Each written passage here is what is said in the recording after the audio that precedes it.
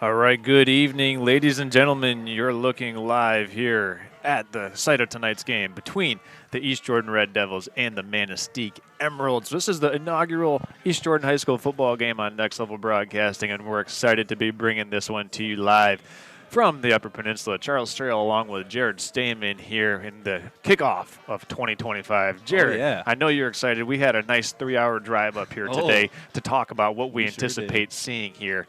And, well, first of all, let me just say, welcome to Next Level Broadcasting, Jared Stamen. Well, thank you, Charles. It's an honor to be part of the team and, be part of these 3-hour car trips, It's a good team bonding, always talking about the sports, talking about the games upcoming, all these star players, watching them shine in the year of 2025, kicking off the high school football season. That's right. Wouldn't want it any other way or any other place to be here on August 28th, even though it feels about mid-September, about 59 degrees at kickoff. So it will be one special evening as it will get into the crisp fall air that we like to affiliate high school football with. So we want to give a shout out to our sponsors here before we get started for the national anthem. We want to give a shout out to Professional Seamless Gutters, the Jordan Valley Teen Depot. We also want to thank the Traverse City Cherry Capital Airport for being our pregame show sponsor.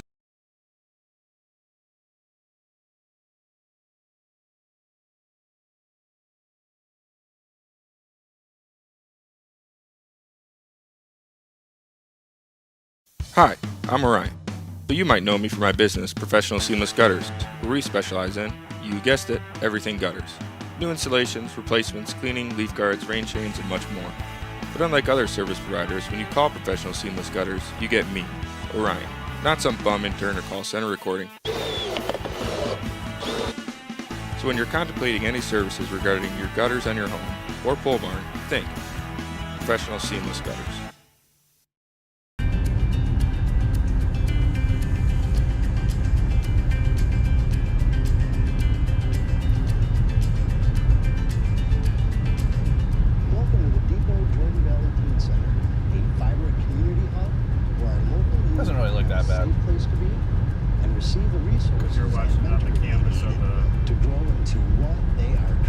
Oh, did it look worse after it's reported? Yeah. Oh. I started volunteering at the depot because lovely. I wanted to give back to my community. What I didn't expect was how much I would personally gain from the experience. Working with these amazing teens has taught me so much about how fun and insightful they are. It's a joy to see them grow, take on new challenges, and become leaders. As a volunteer, you truly make a difference in their lives, and they will absolutely inspire you in return. Whether you can serve a couple of days each month or a day or two per week, your time with the teens can create lasting memories and affect positive change in their lives. My name is Dave Jasinski, and I'm going on my 3rd year volunteering at the Depot Teen Center. I volunteer because when I'm ready, how do I end the recording? Same button, like Command F5 or Command Shift 5. It feels great to be a part of the Depot Teen Center. Wait for the video to end all the way, and then we'll just trim The it. Depot is more than just a safe place. It is a family, and we're always looking for passionate volunteers to join our family, support our mission.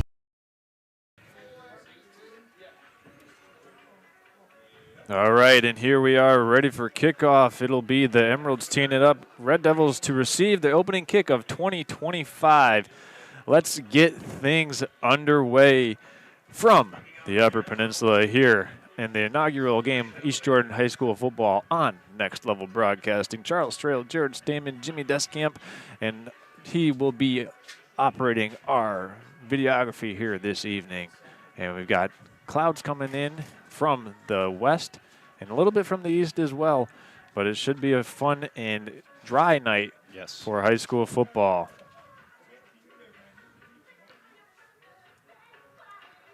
And as the Emeralds gear to kick off, we're excited to see, the new starting quarterback, William Webb, starting for East Jordan. New guy at the Realms. He's going to get the chance to start the game, really set the tone for the rest of the season. That was Red Devils gearing up for the snap. Yeah, let's see what they got here. Just a nice handoff up the middle Looks like about a gain of 4 yards there, working off the left side of the offensive line. Ball carrier there was Max Beal. 64, Killian Dillon. 64, Killian Dillon All right. for the Emeralds. 3rd down and 6, you know. We would like to see East Jordan, you know, not go 3 and out in the first drive, you know, seem pretty conservative so far, you know, not trying to get too deep into the playbook. Webb's going to drop back to pass. Sprint Ball option misses. left. He's got a couple men open, but he's going to keep it, tuck it in and run, reaching for the first down, and he's going to be about a yard short there. Ooh. Nice pursuit, and the first Emerald in there was Colin Swanson to bring Webb down. It'll be 4th and 1. Yeah, it's curious to see what they're going to do here. Looks like the offense is staying out.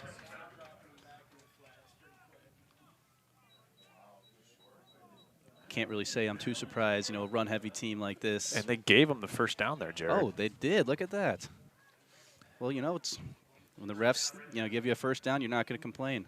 You got to take it. So that maybe the second, potentially even the 3rd effort there by Will Webb, enough to move the chains, as here's 1st and 10 from the Red Devil 36. Max Beal with the ball. Yeah, there's a jet sweep that was blown up for a loss on the play. Excellent pursuit by Jackson Goudreau. And it's a loss of 1, 2nd and 11 now for East Jordan. You see these Emeralds early swarming to the tackles. You know, they really have that good team mentality. You know, not one guy getting the tackle. You see one guy got a pair of hands on him. Next guy comes in to finish him off. I like it. Yeah, definitely approach Manistique has. Their defense looks like they're ready for the challenge with the speed on the perimeter for the East Jordan Red Devils. As East Jordan's going to go in a spread formation now. Twins to the bottom, twins to the top. Webb in the shotgun, flanked to his left by Beal. Webb looking to throw. Now he's going to step escapes. up. Makes 2 men miss, but is eventually brought down for a 2-yard gain. And the first Emerald that made the stop was Cooper Graffos. And it'll be 3rd and 9 after the 3-yard scramble by Will Webb. You know, we've yet to see East Jordan air out the ball here. You know, we've had Will Webb has had 2 dropbacks. Both times, you know, deciding to scramble it. See what they're going to do here on 3rd down. Keep it on the ground and maybe try for an easy 4th or try to get it all back right now. Red Devils already 1 for 1 on 3rd down conversions on this possession. 2 men in the backfield. Yep. He's going to keep it. Webb's got it. He's Oh. tripped up by his shoestrings. What a play made on the perimeter. That's a Mac Pugh. Absolutely great tackle, saving the first down there. It looked like Webb was going to have it, if not for the shoestring tackle. So here's the replay right there. You just saw the tail end of that replay, and Pugh probably saved a first down as well there, Jared. Oh, absolutely. It looked like Webb, you know, had the wheels and the eyes set on that 4th down marker. Back deep to return for the Emeralds is Jace Goudreau. Ooh, the Red Devils almost caught the Emeralds offsides as this one's away, and it's going to go out of bounds. Looks like around the 25.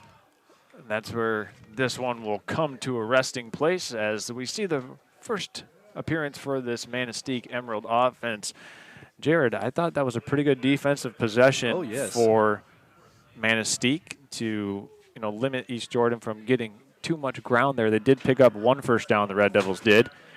However, you can see the approach that East Jordan wants to take, getting Webb out on the perimeter. And, you know, I thought they might open up with a pass, but still waiting to see that first pass attempt for East Jordan. Yeah, you know, I think they're trying to, you know, ease Webb into it, you know, not trying to throw too much at the junior. You know, last year he was more of a gadget running back, wide receiver player. So, you know, the quarterback is a new realm for the young Webb as we see the Emeralds gearing up for first down. Here's the first play from offense behind scrimmage for the Emeralds. And it's an inside handoff and a swarming tackle made inside by Thomas Mayhew for the Red Devils. Ball carrier on the play was Jace Goudreau.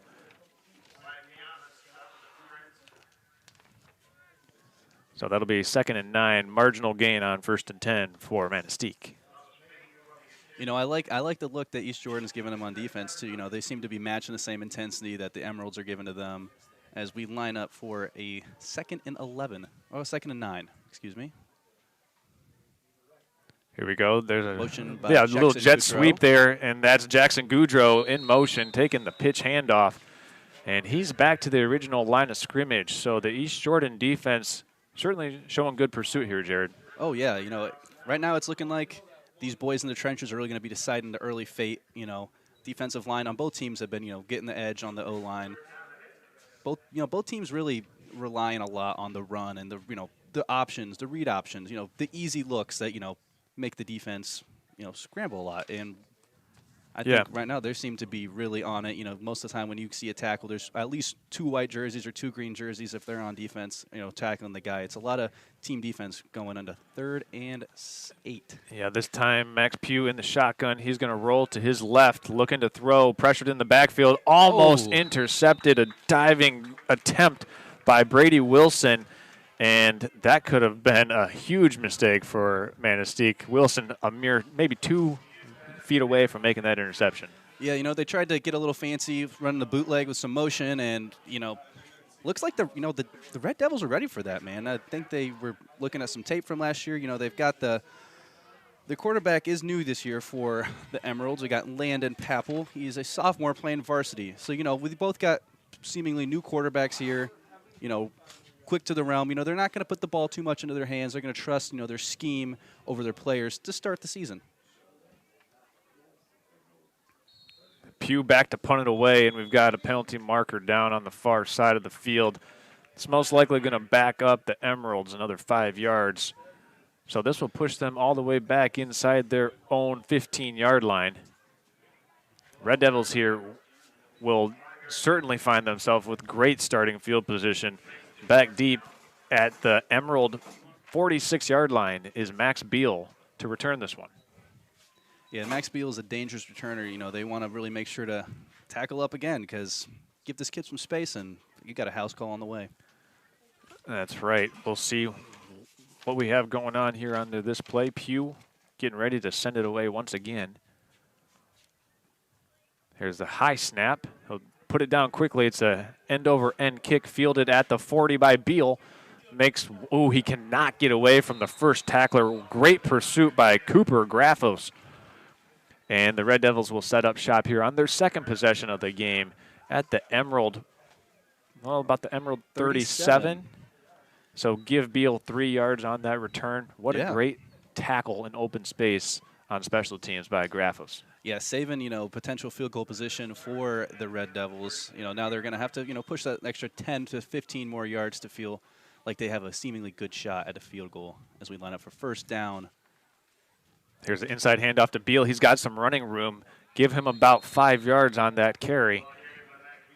And, Jared, we still haven't seen the Red Devils put the ball up in the air, but it seems right now concerted effort being made to establish the ground game. Yeah, I think it makes sense, quarterback, newer to the system, used to, being an athlete versus, a decision maker. So, making decisions easier for him, when you got those linebackers being a little bit more scared because of the run, got my more wide open passing lanes. So we sweep. Webb's going to keep this one, turn the corner, makes one man miss, and is eventually brought down inside the 30-yard line. Another tackle in open space by Cooper Graffos. And that should be very close to a first down for East Jordan, and it's going to be, I think they're going to wait for a measurement or they're lobbying to get the chains moved. But as of now, it looks like it's going to be a first down for the Red Devils. We're losing a lot of time on the clock right now waiting for this apparent meeting of the minds, as it looks like we're going to have our first measurement of the game. And, yeah, I think it's within inches here, Jared. Oh, yeah, as I'm sure a lot of our viewers know, the NFL is switching into the virtual review. Just reminding you, the chain gang, it's only going to be in high school and college for the meantime.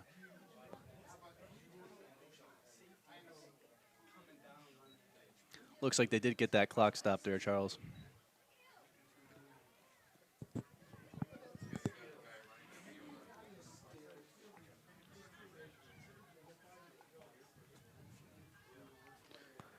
And since we have an opportunity to do so while we have the chains coming out for an official measurement, we want to tell you about our first quarter and halftime show sponsor here this evening, and that is the Depot Jordan Valley Teen Center. Hey, did you know the Depot Jordan Valley Teen Center in East Jordan recently had a back-to-school bash where they gave away free backpacks and over 200 to local students. Did you know that, Jared? I did not know that. That is fantastic.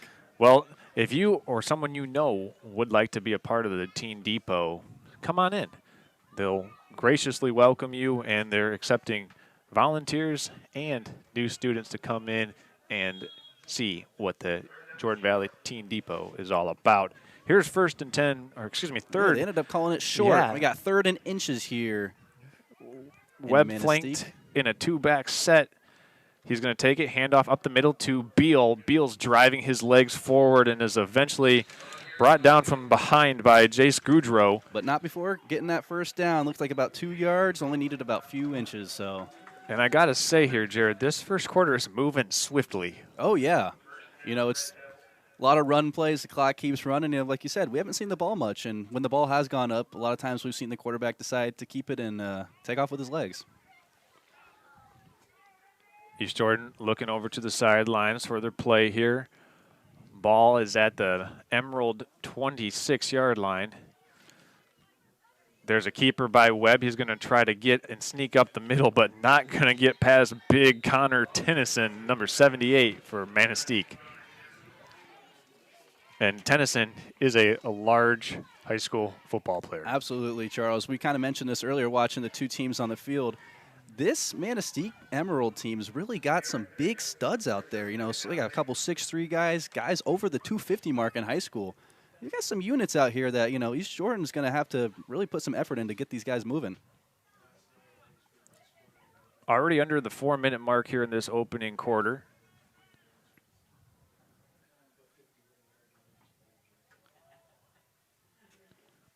This time the Red Devils send 2 receivers to the top of the screen and Hunter Whitford to the bottom. We've got a whistle. Timeout taken here. Actually, we've got a delay of game. So the delay of game is going to back the Red Devils up 5 yards, and it'll now be second and about 13 yards. Yeah, I'm not sure if you're seeing this, Charles, but it looks like William Webb is there, you know, kind of gingering his right calf. I don't know if it's the calf or the ankle there, Jared. I couldn't quite see it for sure. Yeah, but that's definitely a major concern starting, you know, in the first quarter of week 1. Looks like, you know, we could see some gingerly snaps from Mr. Webb. As we've got a false start here. This one's called against Max Beal. And we'll back the Red Devils up another 5. So one of the things that we always talk about first game of the year are the pre-snap penalties that you see teams have. And how many pre-snap penalties are you going to experience in the first 2 weeks of the season? And it's really something that you see teams clean up very well. By week 7, 8, and 9, they've done a really excellent job of getting those pre-snap motions down. But week 1, only having a full 2 weeks of practice to get this offense installed, you're going to see some of these bloopers. As we line up for second and around 18. Webb looking to throw. Got Wilson over the middle, and this one's airmailed, almost intercepted by Jackson Goudreau. He got 2 hands on that. Yep, Wilson ran a nice little post route through some zone coverage, and let's see if we can pull a replay here. Just went over the top, and I apologize. It was Hunter Whiteford on the intended target. It'll make it 3rd and a mile now for East Jordan. They need to get to the Emerald 15-yard line for a first. The ball currently rests at the Emerald 33.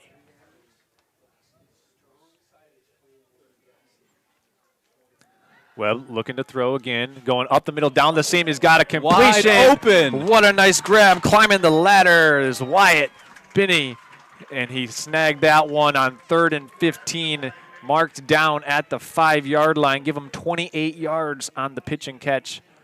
Very, very important third and real long to hit that one. You know, East Jordan's got to be really happy with that. You know, William Webb, after the first missed throw on 2nd down, gets it to his man on 3rd for the more important one, setting up 1st and goal on about the 5. So this is the first time we've seen the first and goal to go opportunity here in the game. It's going to be a handoff. This is Beal trying to break it to the corner. Beal slips through one tackle and is brought down at the 2. Looks like the Goodrow brothers were there on the tackle, first making Jackson and Goodrow miss, but finally being taken down by Jace. Well, you know, you're going to hear us say quite frequently that the Goodrow brothers making a tackle. They've been doing that all game long so far. Number 0 or 8's almost there about every play. So East Jordan with an opportunity to strike first here. On the road. That's right. Under 2 minutes to go in the opening quarter. Webb in the pistol. Beal behind him. He's going to throw this one out in the flat. Gets a block, gets a catch, and a touchdown to Brady Wilson. Touchdown, Red Devils. How about that, Jared? Well, you know, I've really got to say that was the block could have been a little better, but, you know, he chipped him just enough. You know, they're on the 3-yard line. You know, it doesn't take much to just get that little ball into the end zone. As you know, as long as that nose crosses that white line, you got 6 points on the board. And they noticed that coverage out there. It was effectively one-on-one on the outside. They just took Wilson out there in the flat and threw it to him and said, hey, you got one guy to get around. An excellent job of execution down there in the red zone for East Jordan. Yeah, Red Devils looking pretty good so far. You know, first drive we saw some bumps, and, you know, we got the 3rd and 18 off back-to-back penalties. As they go for 2 points, and Webb is looking down, looking like he might take off. Nice. Back of the end zone, caught by Wyatt Penny. Yeah, and that's a great job of extending the play by Will Webb. Keeping his eyes downfield. You know, a lot of quarterbacks, especially their first time on the field, are looking to take off, use their athleticism to get down the field. William Webb keeping his eyes downfield, finding the open Wyatt Penny for another catch for Wyatt Penny for a 2-point conversion. East Jordan up 8-0. Whoo. Well, we saw when the Red Devils caught that punt, Max Beal fielded at the 40. They had excellent field position. And even though they did have the 2 penalties, it was that 28-yard pass from Webb to Penny. And then the touchdown there goes on the books for Brady Wilson. Let's give him a 2-yard receiving touchdown at 1:36 in the first quarter. And right now, I think coming up here on the road, you know, you're 3 hours away from home, give or take. Right. To come out and strike first is a great confidence builder for the first game of the season. Absolutely. And, you know, not to mention, you know, these young men are in the sun, but as we mentioned earlier, it is a nippy day out here, and there's a good breeze going, and it's definitely feeling like fall, borderline winter. I got to say, though, when you got all the football pads and gear and helmet on, and the adrenaline, this is probably the best weather to have for the first game of the year. Yeah, I don't think you're going to see much complaining from these young men out there. Here's a squib kick that's going to go through the legs and recovered by the Red Devils. East Jordan has got it. Here's a quick replay of that. Ladies and gentlemen, check that out. There's the squib kick, and coming up to get it for the Red Devils. Jared, did you see it? I just replayed it, and I didn't even see it. Yeah, I mean, I saw we saw the kick by. I think it was Wyatt Penny who got down on it, or could have been Curtis Crawford, but it was too hard to see from our vantage point. But what a change of momentum there for East Jordan. A little squib kick right through the legs. Yeah. And, you know, now they got a chance to potentially double dip here in the first quarter. Absolutely. I remember, you know, last year East Jordan famously had Oak Rapids. two onside kicks. I think they attempted at 3. But, Here's Beal break and contain. He's going to cut through crosstown traffic and pick up about 9 yards. Didn't mean to cut you off there, Jared, but I know you were going to mention that Elk Rapids game last year. Yeah, you know, so I think that this team is, you know, they're bringing back a lot of the players. I'm almost positive that Griffin Boyer was actually one of the kickers that was on that kicking squad last year. So, you know, they're no stranger to these onside kicks, trying to keep possession and, you know, keep the momentum on their side. So they're going to mark the ball at the Emerald 47 or 37-yard line. Looks like they're marking about 2 yards short from the first down. I thought that might have even been a first down. There's Beal in motion. That's a backward lateral. And the ball came out there at the end of the play, and the near side line judge marks it dead Oh, my goodness. Let's take a look here. Here's the replay. When did that ball come out? Oh, wow, that looks like a bang-bang play there. Oh, my goodness. As it appeared right now, it looks like East Jordan has caught a break. Wow, that was a big one, man. One more time. We missed it, but wow. After the onside kick, the Emeralds would have loved to see that possession come back their way, but seemingly seems like the refs have decided. They did. We've got we got the first turnover here. They've marked that as a fumble, recovery, stripped sack. Well, not a sack, just a fumble and recovery for the Emeralds. And I believe it was Jace Goudreau who got that. Can't say I'm too surprised to hear that name again. Here's an inside keeper. That's Pugh. Wow, big hit by Max Beal there. It looked like he was going to try to run him over, and Max Beal said, no way. Here you go. Here's that replay. Let's watch Beal fill this hole here. Bang. Dang, he stops him. It's like an oncoming traffic. And that looks like it's going to be the last play of the first quarter. So, first quarter moving quickly here from Manistique. East Jordan Red Devils 8, Manistique Emeralds 0. We're going to go ahead and step aside here. You're watching high school football on nextlevelbroadcasting.net. We'll be back in 1 minute after this.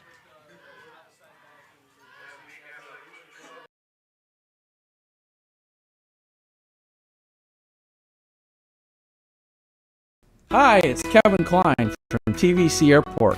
We're proud to help keep you connected to high school sports in Northern Michigan, so you can stay in the game all season long with TVC, your Northern Michigan connection.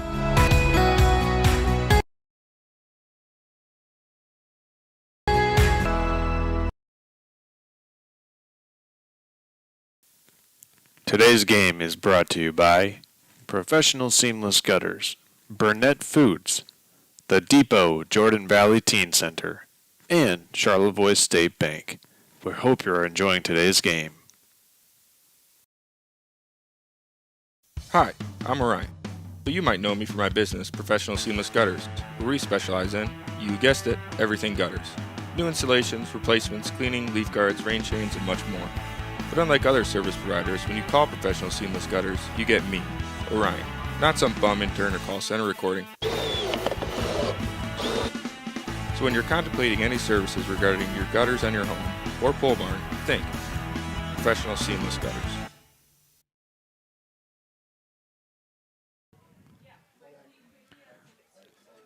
Welcome back. It's officially the second quarter here now. Emeralds lining up in the shotgun for a 2nd and 7. Looking to throw deep down the sideline and It is intercepted. picked off. What a play Curtis by Crawford. Crawford on the sideline. It looks like, Mac Pugh bit off a little bit more than he could chew. Here's the replay there, Jared. Look at this play by Crawford tracking the ball in the air. Yeah, it seems like he put a little bit too much oomph on that throw, but I will say, even though, that throw isn't accurate, that was a beautiful release and spiral by Max Pugh. I got to say, I'm a little bit impressed by that throwing motion there. And then you just got to like the way Crawford's able to track that ball in the air. So teams now even at 1 turnover apiece and coming about 3 plays apart as well. So we had a pretty slow start to the first quarter. The next thing you know, we got a score and pretty much 3 turnovers if you count the onside kick. And Crawford making a play for East Jordan. I gave him the credit on the onside kick recovery as Webb is going to keep this one. We've got a flag coming down. 2 flags flying. I believe this will be a face mask here, Jared. Let's take another look at it. And Webb's going to fake this, but let's see what we got here. It's thrown right at the tackle. Yeah, I'm not sure watching that again. And maybe I saw a little grabbing or a hold in there. There's the official right there for the official signal is the face mask. So that'll get East Jordan a first down. You're never going to complain about those free yards, man. I mean, they had to fight the penalties earlier on their scoring drive, and they're taking advantage of them this time.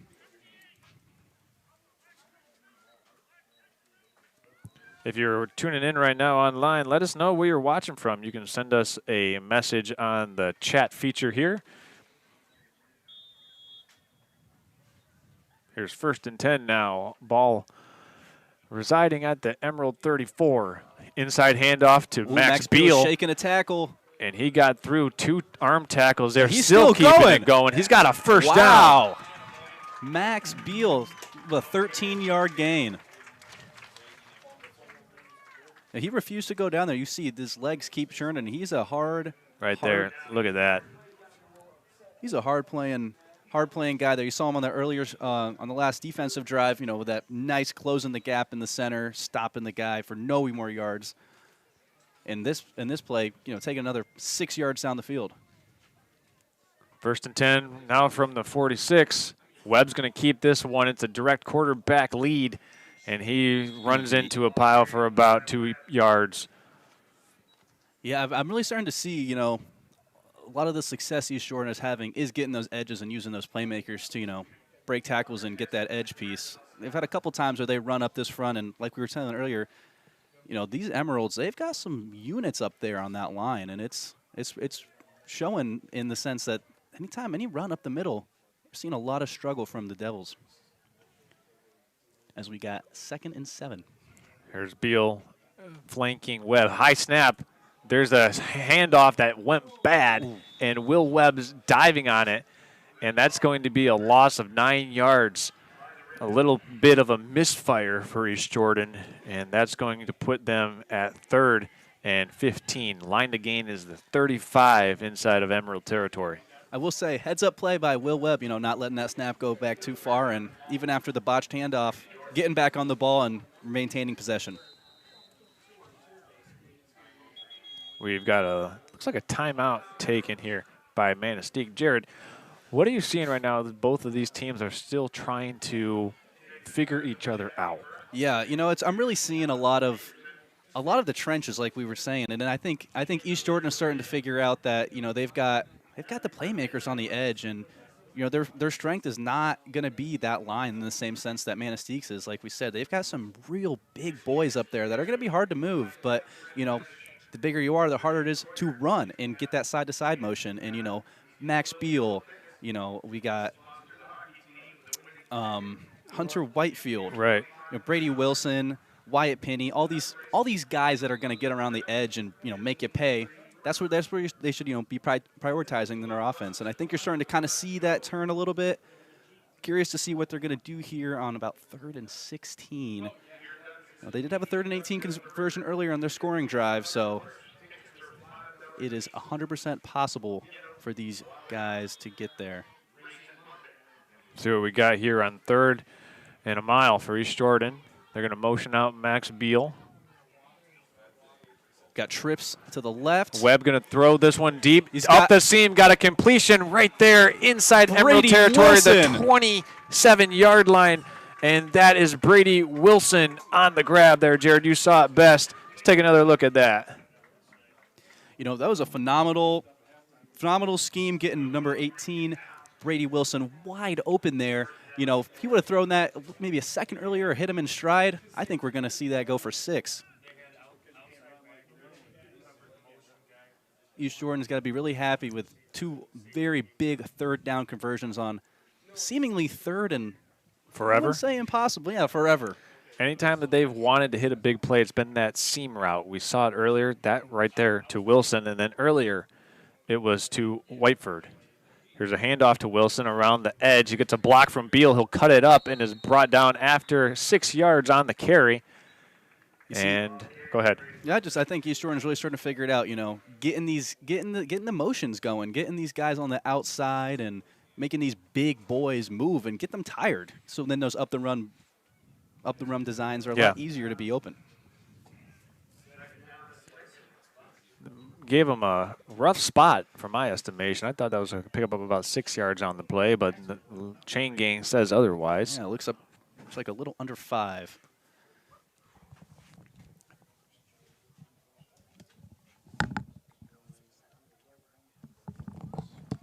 Here's a handoff up the middle. This is Will Webb. He'll have a first down, but a flag does come in late. Chase Goudreau on the stop for the Manistique Emeralds. And it looks like it's coming back. It's a hold against East Jordan.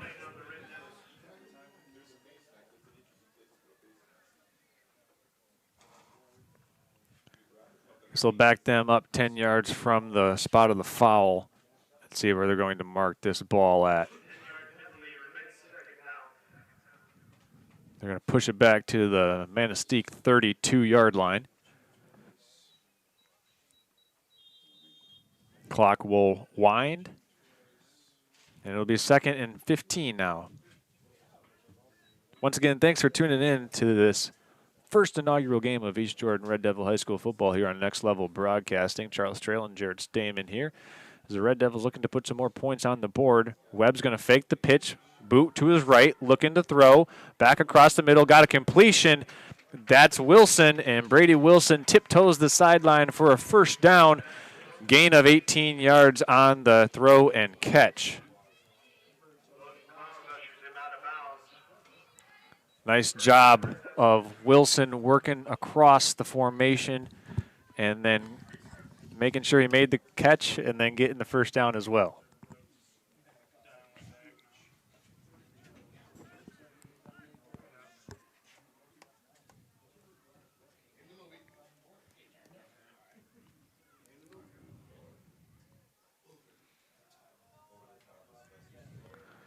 Here's another flag on the play as this one looks like it might be coming back as well for East Jordan. Beal on the carry, and looks like we've got another hold. So 2 holding penalties on this drive in the last 3 plays for East Jordan. But Jared, it seems like any time that they need a big play, East Jordan that is, Yes. they go to the air, they find gaps in that Emerald defense. And I got to give credit to the offensive line here because they're giving Will Rep a lot of time in the pocket to analyze what's going on downfield. Absolutely. And, I think we were kind of mentioning earlier, it's going to be hard to run a lot of man with a quarterback who has the athletic ability to make men miss like that. So we kind of assumed the Emeralds were going to line up in a lot of zone, and it seems like they were ready for that with multiple pass plays, seemingly wide open guys for once a touchdown. One looks like we could have another 6 on the point. Here's a pistol formation, handoff to, actually, this is Webb keeping it. Now going out in the flat to Wilson's got a completion. Wilson down the sideline. Wilson tiptoeing out of bounds, pushed out at the 5. Wow. And that play had us all fooled. Oh, yeah. The camera work, the eyes of the commentators, everyone thought that ball, I thought that got stripped at first. I mean, I think if you just watch that play back, what a good job of faking in the backfield by William Webb. The threat of quarterback's legs is so hard on the defense because, you have to be ready for him to take off and break a tackle or two, and then he can pass it to some other guy who can do the same thing. So a lot of times these defenses have to pick their poison in these spots. As 1st and goal, Max Touchdown, Beal Beal with the truck. How about that one? Truck Max it into Beal the end zone. in for 6 from 2 yards out. Max Beal putting the first rushing touchdown on the books for the East Jordan Red Devils as they now go up 14-0. Great drive again by, East Jordan. Even with all these penalties and seemingly, roadblocks against them, they keep fighting through for another touchdown on the board. 14-0 now. Let's see what they opt to do here. It looks like they're lining up to go for the 2-point attempt. Looks like we've got Beal, Webb, and we've got 3 wide receivers, 2. Here's Webb rolling to his right on a speed option, flipping it out in the flats. Incomplete. Pass was intended for Wyatt Pinney. Good job on defense there by the Emeralds. It was Mac Pugh who broke up that pass, but the Red Devils put another 6 points on the board and turned that interception into points. We're going to go ahead and step aside. You're watching high school football here on Next Level Broadcasting. We'll be back after this. Hi, I'm Orion.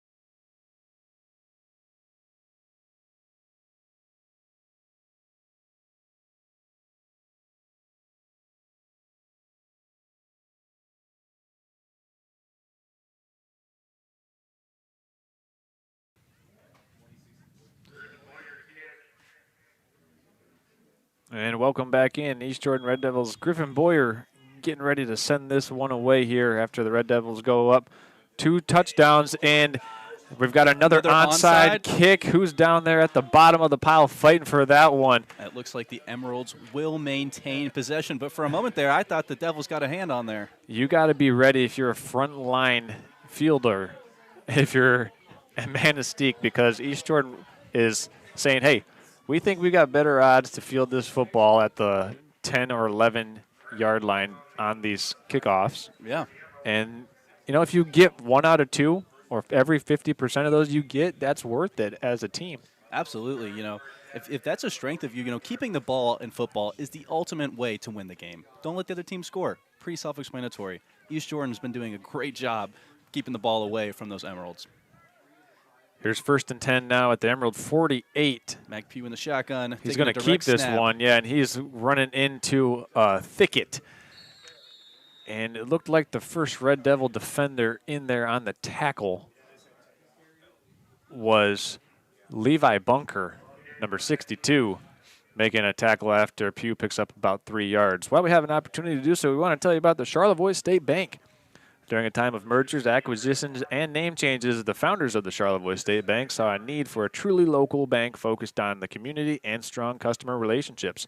And those values continue to drive them today as they're proud to support tonight's high school football broadcast. Here's 2nd and 8. Pugh takes the handoff. He's going to let this one breathe a little bit. And the Emeralds have a first down to Chase Goudreau working off left tackle. Offense and defense, you're going to be hearing that Goudreau name called all night as they pick up 15 yards, the biggest play for the Emeralds tonight on offense. Yeah, they got a nice block on the left side of the offensive line there, Jared. And Goudreau was able to find the hole and make one cut. And take some men with him, too. He didn't go down without a couple of those Devils hanging on. As we line up back in the pistol for 1st and 10. Yep, Pugh's going to hand this one off. Looks like there's some miscommunication because in the ready. backfield right away was Thomas Mayhew, and that's going to be a TFL, tackle for loss for Mayhew and company. What a play there on 1st and 10 for East Jordan. Yeah, I saw Mayhew in there, but I believe I saw about 2 other Red Devils in there for that tackle. They were ready for that play. Must have seen something in film, and they were ready for that one.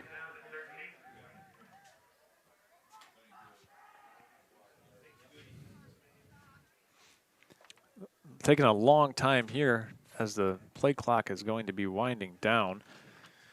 Emerald break the huddle. It's 2nd and 14. Pugh flanked to his right by Goudreau. Send trips to the bottom of the formation, and East Jordan wants to take a timeout here and discuss. Or actually, we got to, excuse me, the officials here. Was there a delay of game there?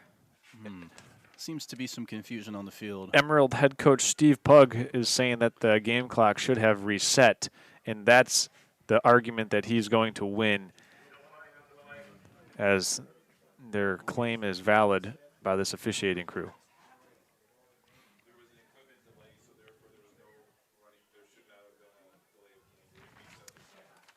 All right, we heard there was equipment delay, which is why the clock was running even though it shouldn't have been running.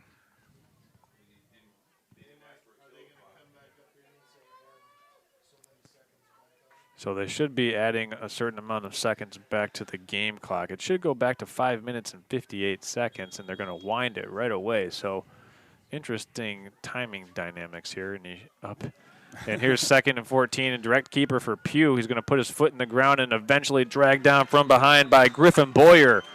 Another TFL for this Red Devil defensive line. Making plays on special teams and on defense. Griffin Boyer, the senior, is having – except to have a great season this year. We're excited to see him play. Excited to see some onside kicks. We didn't know how they were going to do this year after seeing a couple of them last year, but it seems like that's a staple of this East Jordan team, and they're going to keep that going forward for the rest of the season. Well, when you can make it a staple, it's because you've got a kicker who's perfected that art. I mean, kicking in football is exactly what it is, an art. Absolutely. Here's 3rd and 14 now. Pugh sends twins to the top and bottom of the screen. Red Devils with 4 down defensive linemen. They're going to swing this one out, a bubble screen in the flat. Got a completion out there to Jackson Goudreau. and he's brought down by Max Beal after about an 8-yard pickup on 3rd and a mile. Yeah, I like the play call. They've been aggressive, getting in the backfield quick. What do? You throw it out to the flats, let your men make plays. It looked like that they could have had a chance to get there. One more break and tackle. They weren't too far off, but it's looking like they're going to stay out there for 4th and 6. Want to remind everybody coming up at halftime, we will have the Depot Jordan Valley Teen Center and Charlevoix State Bank halftime show. So stay right here with us as the hard count gets East Jordan to bite the left side of the defensive line, the guilty parties there. And that's going to give the Emeralds a free 5 yards. Not a free first down, but it's going to make this 4th and about 2 yards much more manageable. Yeah, this is definitely big for the Emeralds. They don't want this game to get away from them. It is still the first half, and it's 14-0. But, each possession matters, and you want to get some points on the board, even if it's just 3 points, just to, get that confidence on your offense growing. Pugh under center. He's going to quarterback sneak it, and he's going to get a push from behind, and he's got a first down for Manistique. Looks like about 4 yards on that play. That was quite the tush push right there, Not only just the 1 yard needed, they got the extra 3 to add on to that.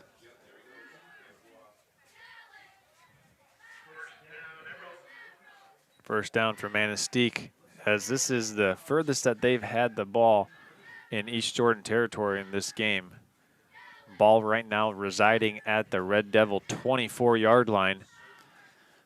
Spread. Yeah, go ahead. Getting close to that red zone area. I'm curious to see how their offense changes. They've really stayed true to their run scheme here. Not Pugh looking downfield now much. extending the play, and it's caught by Goudreau at the 10-yard line, covered there by Will Webb. But right now, Jackson Goudreau showing up and making some plays. Absolutely.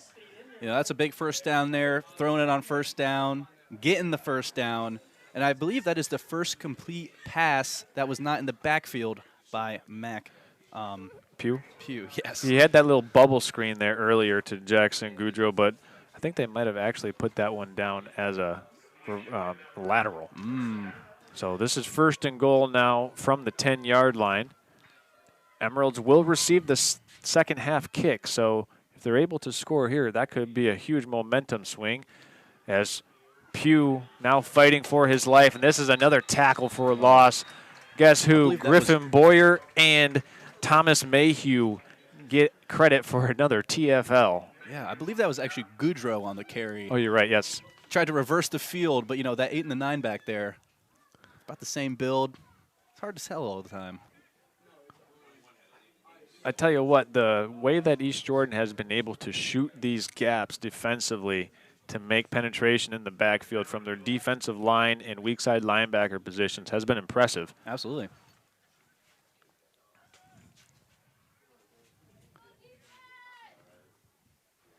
.243 left now in the first half, and we've got a whistle blown and a timeout taken by the Manistique Emeralds.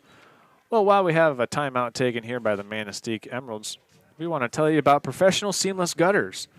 Listen, your home gutters are always there when you need them to be. And so is our good friend Orion Beningo. That's exactly why he started Professional Seamless Gutters. They're fast, experienced, and reliable, and they give real-time quotes. But wait, there's more. They'll actually answer your phone call. So if you call Professional Seamless Gutters, you'll get Professional Seamless Gutters. You call them at 989-619-3407. He'll answer the phone. Sometimes I might even call him at halftime just to see if that's actually true. So you don't have to worry about doing, elaborate email messaging. You just pick up the phone, call Orion, get gutters on your home. That way you don't have to worry about your pole barns, your homes, any type of siding issues this fall. That's Professional Seamless Gutters. Seeing the Emeralds get back on the field after a timeout. Curious to see what they discussed after a 5-yard loss on 1st and goal. Here's Pugh under center. Goudreau behind him in a single back formation. He's going to pitch this one to Goudreau. Goudreau's working around left tackle, makes 2 cuts, can't get away, and Will Webb is there to bring him down. Seemingly trying to do too much right there, Chase Goudreau. frustrated after the 5-yard loss on first down, trying to make up for it on the second down run, and looking like he might have lost yards on that one. So that would be back-to-back tackle for losses for this East Jordan defense. Maybe he got back to the line. It looking like back to the line of scrimmage. So, 3rd and 15. But as we've seen in this game, 3rd and long doesn't really seem to be really much of a representation of what's going to happen.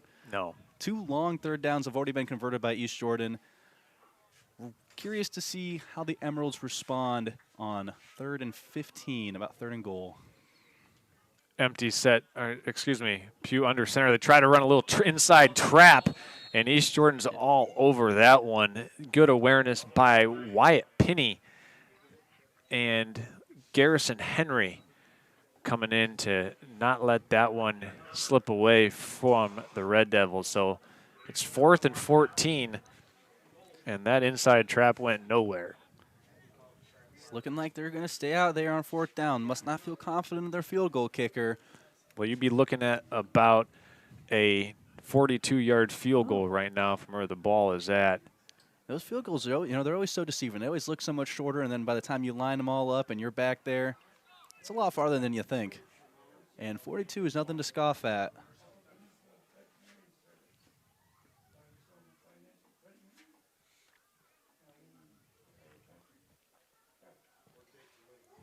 And they're going to take this time, or the game clock, as far down as possible, as we're under 50 seconds.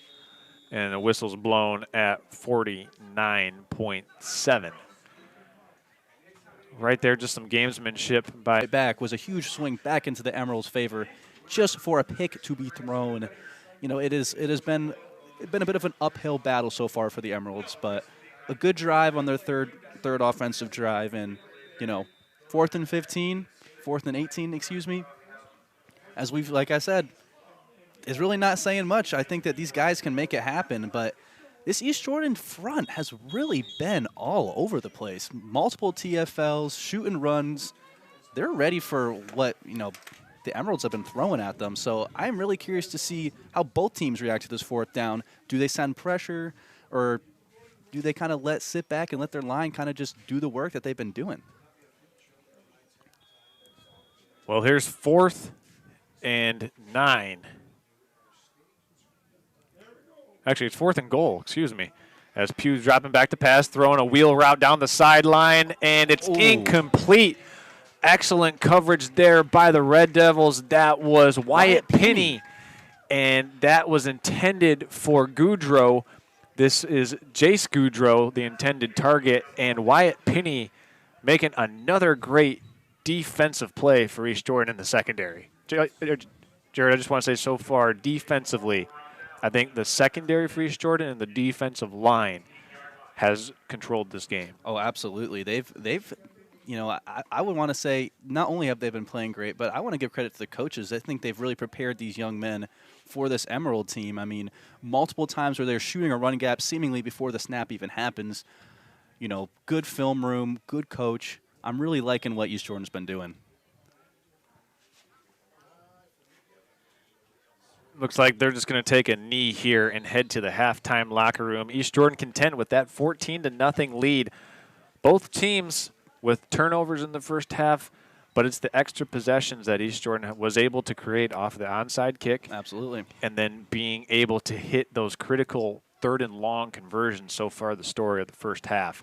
We saw a 28-yard pitch and catch to Wyatt Pinney on 3rd and 15, and then we saw a 26-yard pitch and catch to Brady Wilson on 3rd and 16 for East Jordan. Those 2 3rd down conversions so far critical to them having a 2-possession lead as they head to the halftime locker room. Absolutely. Excited to see this second half and how it goes. Emeralds receiving the ball next. We're going to go ahead and step aside, and when we come back, we'll have the Depot Jordan Valley Teen Center halftime show from Manistique, Michigan. Charles Strail, Jared Stamen, Jimmy Descamps here, sending it to break. We'll see you in about 5 minutes here for the halftime special.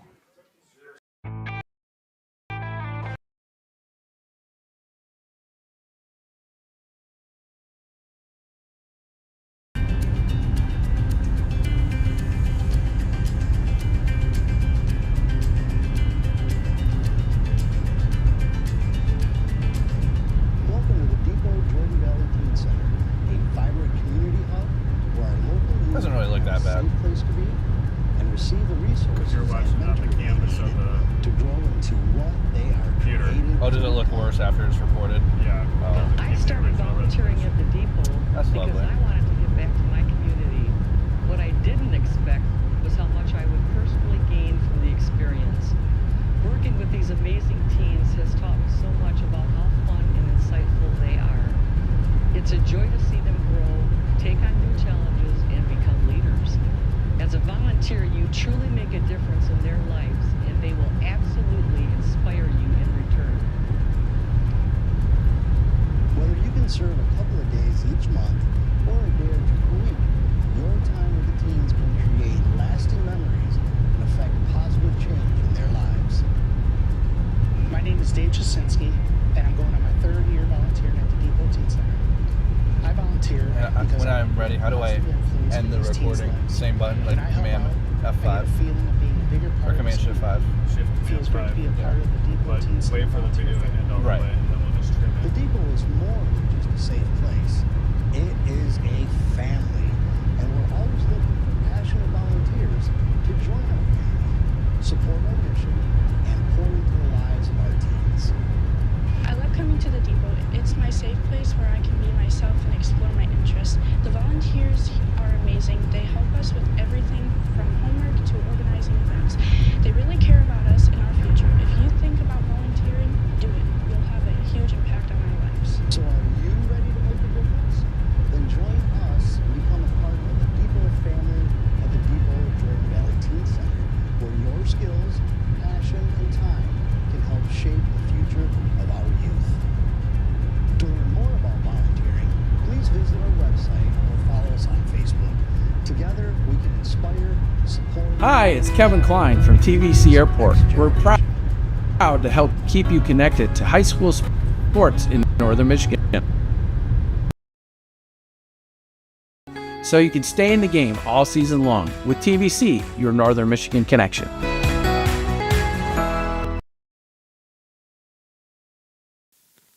Today's game is brought to you by Professional Seamless Gutters, Burnett Foods, the Depot Jordan Valley Teen Center, and Charlevoix State Bank. We hope you're enjoying today's game.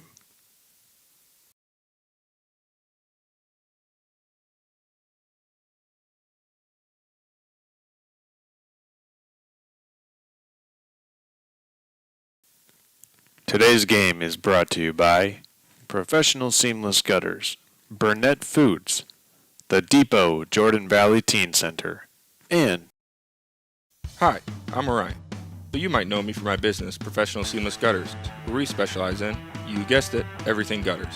New installations, replacements, cleaning, leaf guards, rain chains, and much more. But unlike other service providers, when you call Professional Seamless Gutters, you get me, Orion, not some bum intern or call center recording.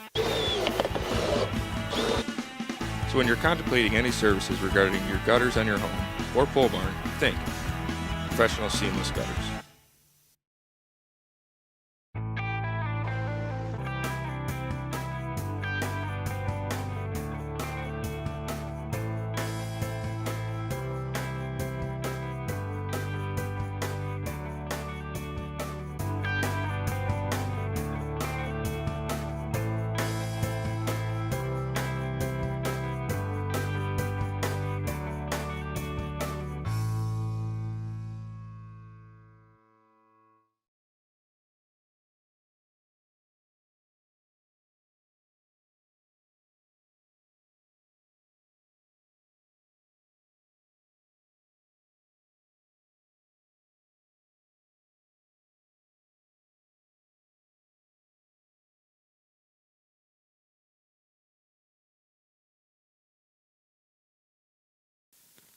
today's game is brought to you by Professional Seamless Gutters, Burnett Foods, the Depot Jordan Valley Teen Center, and Charlevoix State Bank.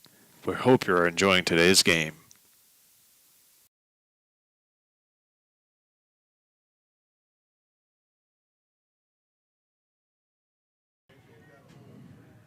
All right, here we are. Welcome in to the Depot Jordan Valley Teen Center and Professional Seamless Gutters halftime show here. Charles Strail along with Jared Stamen from the broadcast booth here as you welcome us into your living room or wherever you're watching from. We thank you for making us a part of your Thursday night here, August 28th, as we kick off the 2025 football season here from Manistique. East Jordan with a 14-0 lead, Jared. Yeah. And we talked about it earlier, the defensive line and defensive backs for East Jordan making key contributions defensively. Absolutely. That last drive, as many of you guys saw, I think it was 3 or I think actually we ended up getting 4 TFLs on that play, and a lot of them were right as the snap happened. They were almost guessing the snap in the backfield before the quarterback even handed off the ball one of the times. Yeah.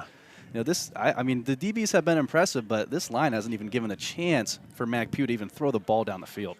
And obviously, weapons galore for the Manistique Emeralds with the Goudreau brothers. East Jordan has done a very good job of containing those two because they certainly have the ability to get the perimeter, and once they do, you can say goodnight because they have speed to burn. I've been impressed with the containment that East Jordan's defense has been able to bring tonight so far. Absolutely. I've also been impressed with the amount of penalties. First game of the year, I would have said we'll see a lot of laundry on the field tonight. Yeah. You don't want to see that yellow hanky, and you see it a lot oftentimes in the first 2 weeks of high school football. And I think East Jordan have had a couple penalties, one delay a game, couple holds. But outside of that, a fairly clean game. One pre-snap penalty as well with a motion. So 4 to 5 penalties so far in the first half for East Jordan. I think the coaching staff will clean that up in the halftime locker room and just try to get things straightened out with some of those pre-snap motions for the Red Devils. And talk about offensively, it seems like each time East Jordan has been backed up against the wall, 3rd and 15, 3rd and 16. It's their money plays, man. They get those wide receivers out there, and credit to the offensive line because the offensive line has given Will Webb enough time to stand back there and analyze the coverage and then hit an open receiver. And he's done that on critical third downs. Yeah, that offensive line has been giving him time. And, Will Webb's confident in that pocket. I believe he is a pitcher, so he's used to these big moments and, being that guy that everyone's got their eyes on. And, that's what a quarterback's job is. That's what a lot of the things that's hard to maintain is that pressure. And as you mentioned earlier, East Jordan containing the Goudreau brothers. You saw in that last Emeralds drive, Jace Goudreau hit the ground with his fist pretty hard, in some frustration with the lack of, ability he's had to impact the game the way I know he wants to.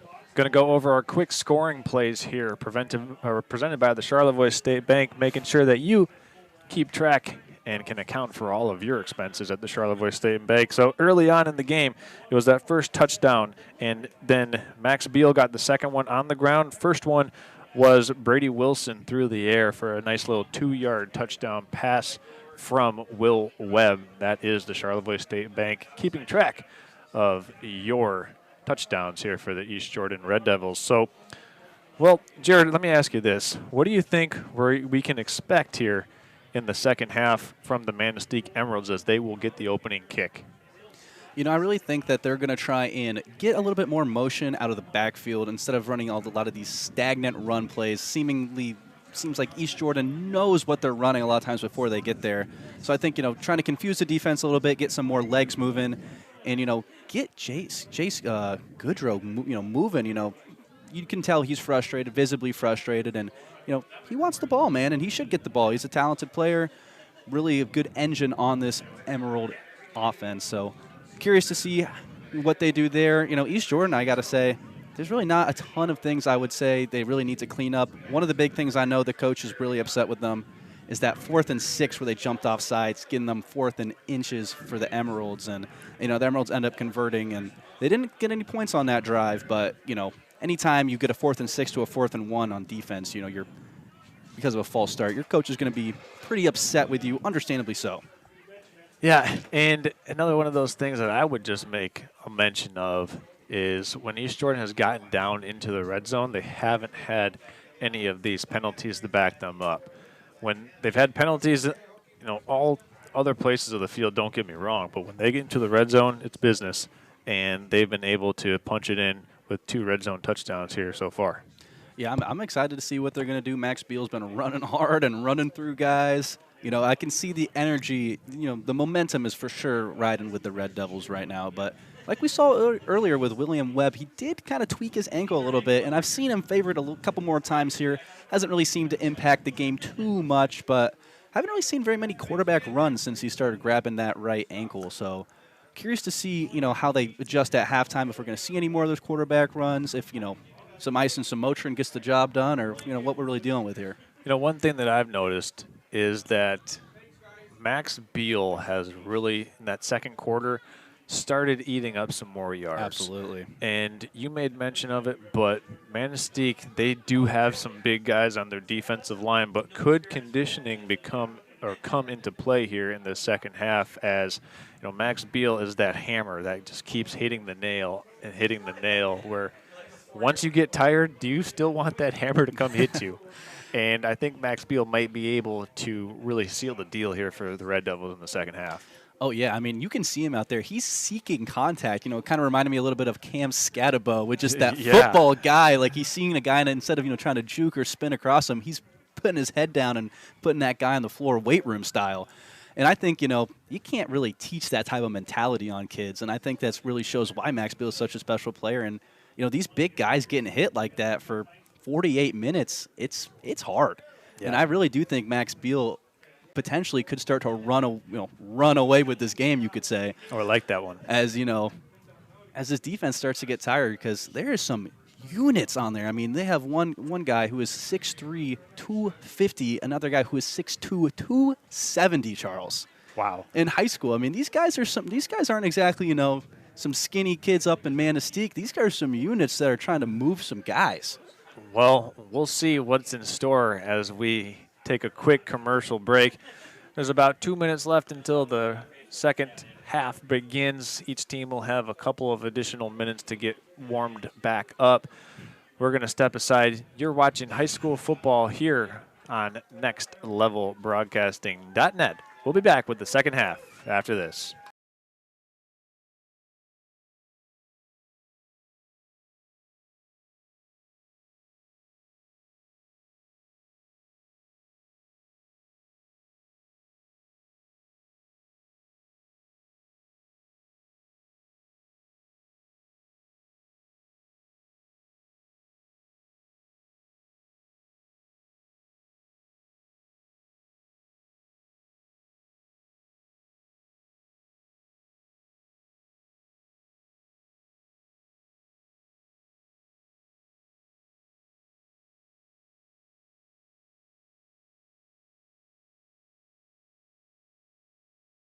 Hi, I'm Orion, but you might know me for my business, Professional Seamless Gutters, where we specialize in, you guessed it, everything gutters.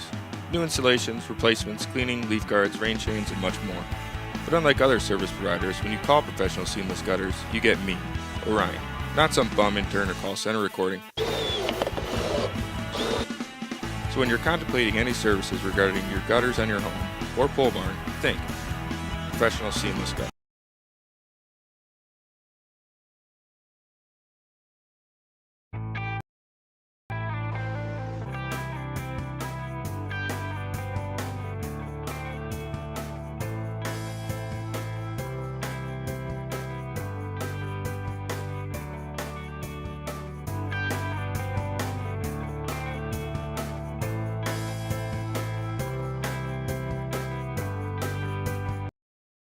Hi, it's Kevin Klein from TVC Airport. We're proud to help keep you connected to high school sports in Northern Michigan, so you can stay in the game all season long with TVC, your Northern Michigan connection.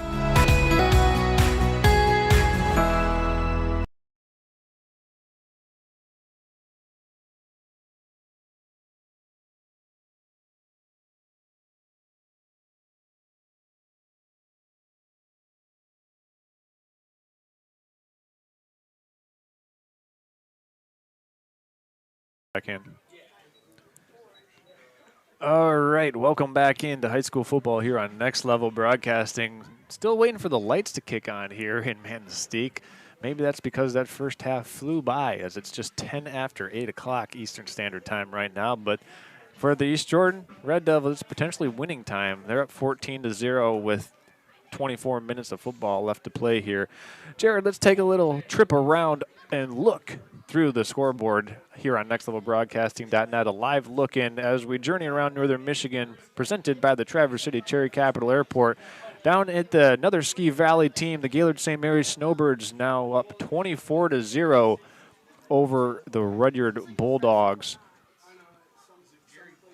And 24-9, excuse me, over the Rudyard Bulldogs. Let's see if we can peek in on the Charlevoix Raiders as they're taking on Unionville Seabewing. That game's down in Clare. But before we do so, take a quick peek and look in at the Elk Rapids versus Kalkaska game.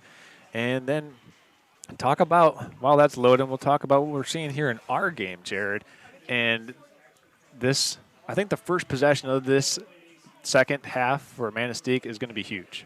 Absolutely. You know, starting off with the ball, you know, really, it's really how you're going to just maintain the momentum that, you know, they kind of had. You know, they did have the fourth down turnover at the end of the quarter after two back-to-back. Actually, I believe it was three back-to-back losses of yards. But, you know, you can see the fire of these young men, and they're really ready to, you know, make a statement for themselves. No one wants to get shut out, especially at home for your opening week. So I really expect to see, you know, some really hard-nosed Emerald football to start this second half. But at the same time, East Jordan's playing with confidence, and you can see them on this sideline there. They are ready to go. You know, they probably didn't even want that halftime to go with all the momentum they had. They were ready to keep playing.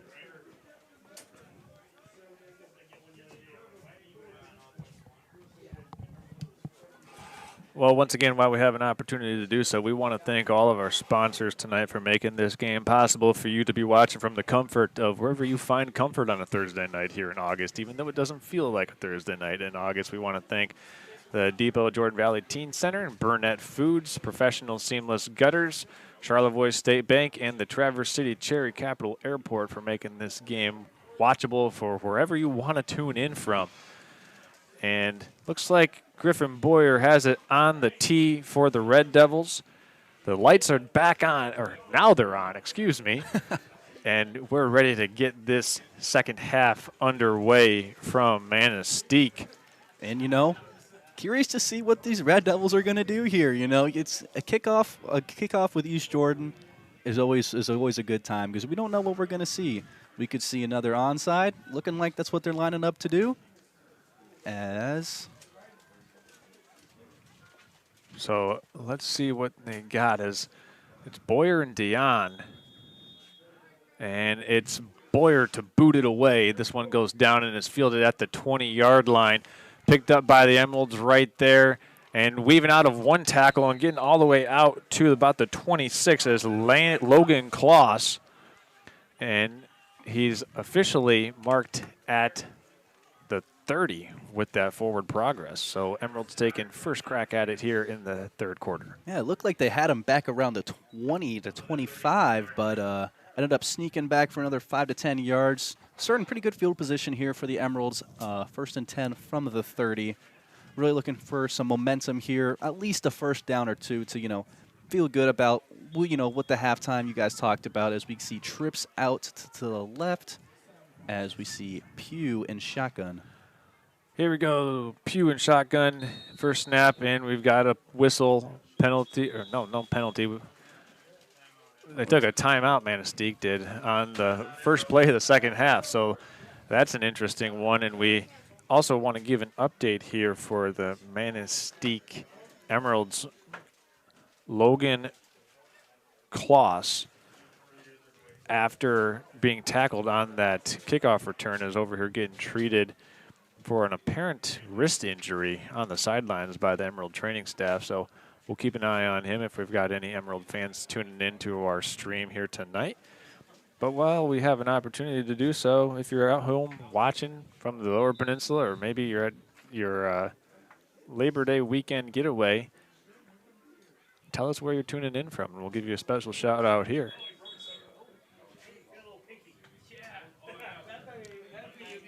Seeming like Logan Klaus is heading to see more medical attention, kind of shaking his head. Yeah, he was holding his left baby finger, and that pinky looked like it was in a direction it's not meant to be. Well, you know, thankfully those injuries don't seem to be too life-threatening, and, he's a young guy. He'll play through it. Here's I'm the sure. 1st down and 10 run, and that handoff is stuffed. Excellent defense in there by the Red Devils, and that was a combination of Max Beal and Wyatt Pinney who were able to bring down the ball carrier there. That was Goudreau on the carry. Certainly not the way that these Emeralds wanted to start the half. Timeout to start, and then after the timeout, a gain of, quite frankly, no yards. 2nd and 10. Really going to see these Emeralds. They got to pick it up. They got to try something different. They got Jace Goudreau, but maybe try giving it to him out of the backfield. Have him in motion. Maybe line him up out in the slot, but seeming to Here's a direct snap to Pugh, and he's brought down initially. It looked like it was Mayhew on the tackle. Doesn't seem like their scheme has really changed up much, Charles. Another design quarterback run right down the middle. I think we've seen that a few times already from them. To pretty much the same success, 2 to 3 yards at most. I'd really like to see the Emeralds switch something up here. Give Pugh some ability to, get it into his playmakers' hands and not always have it just be him and a Goudreau in the backfield. Here's 3rd and 8 now for the Emeralds. A critical play here on their opening possession of the 3rd quarter. Going to run an empty set. Yep. There's Goudreau in motion. Pugh now dropping back to pass, throwing it over the middle. Got a completion. The completion here is to King. King is almost to midfield where he's eventually brought down by Max Beal. But there's a nice 3rd down conversion for the Emeralds. Yeah, that is just how they drew it up there. We saw Logan King wide open over the middle. And, this is exactly what I was kind of saying that the Emeralds should be doing. Getting the motion. You saw one of the edge rushers for East Jordan stunted because of Jace Goudreau running out in the backfield. Get that motion going. Get these guys confused. Where are they going? As we see a pistol lineup, 1st and 10. Yep, here's a handoff up the middle. This is Goudreau slipping through a couple tackles, picking his way up to the Red Devil 46-yard line. Give him about 6 yards on the 1st down carry. Now it seems like, they're starting to get their rhythm down, staying on schedule with their downs, not starting these second and 10s and 3rd and 10s that they've constantly had to deal with from these 1st down runs that East Jordan has been stopping. So a good start on the 1st drive of the 2nd half for the Emeralds. It'll be interesting to see here on 2nd down if East Jordan brings a blitz, Jared, because they want to try to thwart this offensive momentum that Manistique has been building here as Pugh's in the shotgun. He's going to keep it, and he's brought down. Nice pursuit there. Guess who? Once again, Griffin Boyer, big number 51, eating up another design quarterback run for a tackle for loss. Yeah, I can't really say I'm surprised. We've been calling his name a lot tonight, and I don't think that's going to stop anytime soon, as it looks like they stopped him for no gain. Did not fool the defense on that read option at all. Both options were, in fact, covered. Yeah, it looked like it was a read there, but the quarterback kept it just because that was the only option that he had. Here's 3rd and 7. Pugh throwing it out in the flat, got a completion to Goudreau. Goudreau is upfield and has a 1st down where he's eventually brought down by Dion and also Boyer, but the completion in the flat to Jackson Goudreau provides enough offense for the Emerald 1st down. Yeah, I really like what they did there. Get it to your playmakers out in space. The trenches are clearly being eaten up right now by Griffin, Boyer and friends. So, switch it up. They do have a good secondary. They've got Max Beal playing safety and, the athletic William Webb out there kind of at that linebacker slot corner role. So we'll be curious to see what they do if they continue on. Yep, Pugh now under center. Twins to the top. This is just a quarterback sneak. I don't know if that was a botched snap, Jared, but Pugh just put his head down and picked up about 3 yards on that. Let's give him credit. Say called quarterback sneak. Considering a lot of their 1st down runs have gone for nothing or negative yards, I think that a botched snap for 3 yards, they'll take. There's a nice wide-angle shot of the scenery around here. We've got some clouds moving into formation as we approach 8:20 Eastern time here. This 3rd quarter, almost halfway through. I've only had one possession so far. It's been in the hands of the Emeralds since the start of the 2nd half. Here's Pugh going to hand off. There's a nice run by King. I believe that was Goudreau. Yeah, it was Jace Goudreau who was brought down by Beal. And that'll keep the chains moving for the Emeralds. And it seems like the Emeralds have found something here on the ground, Jared. Absolutely. You know, I think they're trying to get out in space, kind of similar to what we said East Jordan was doing at the beginning of the game. A lot of runs up the gut for negligible gains. Started getting that ball outside into space, and they started to see more success.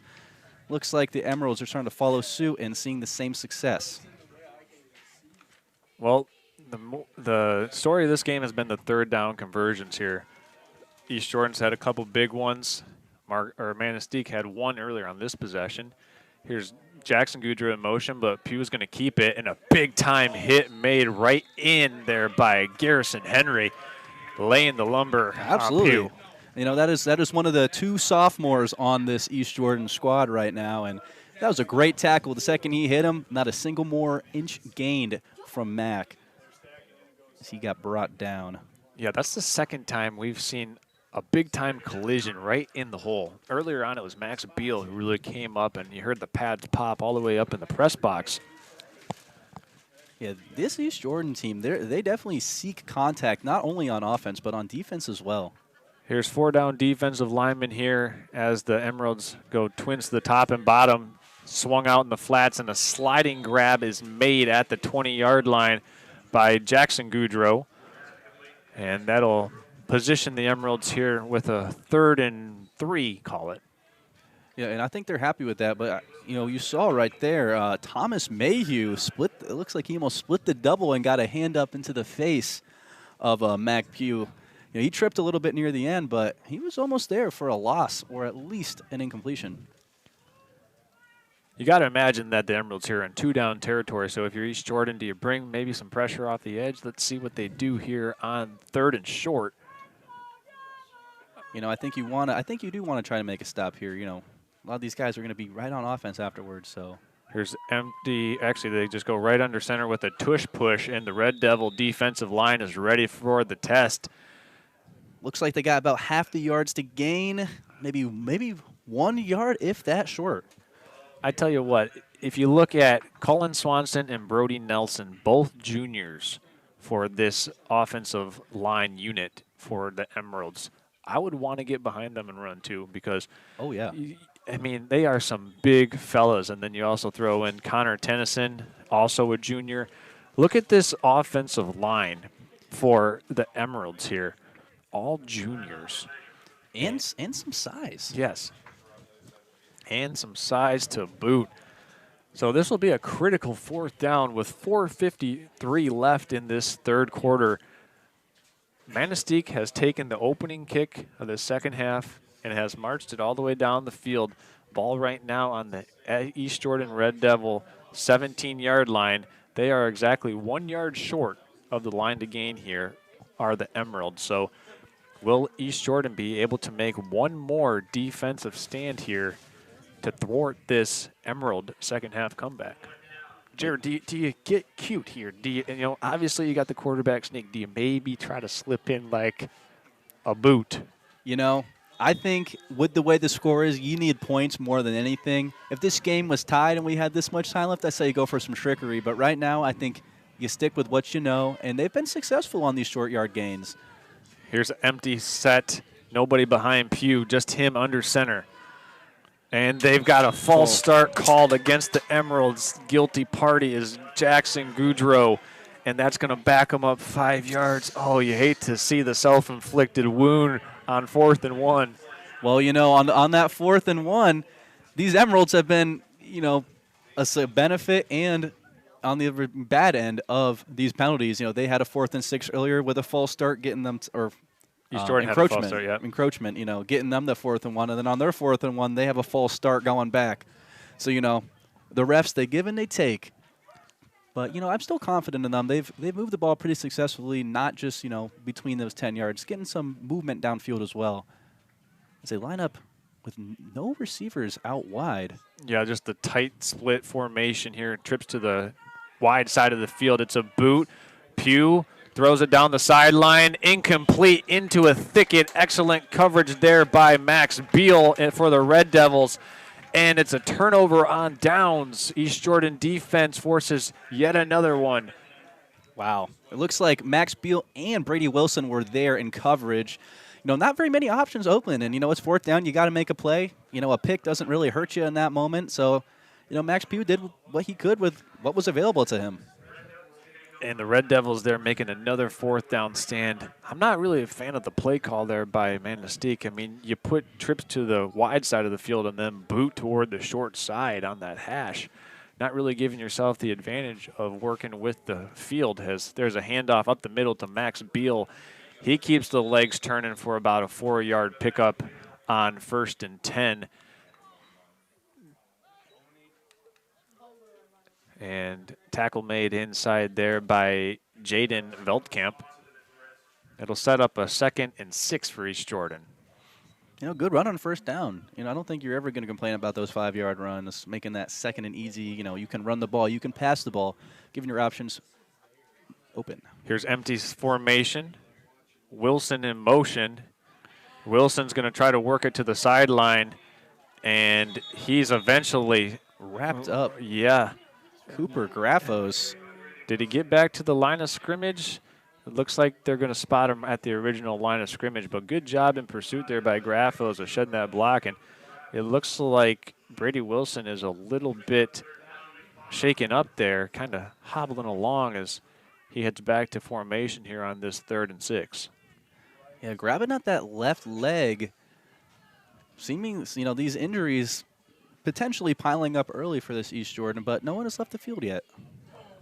Almost got him to jump again as Will Webb looks over to the sideline.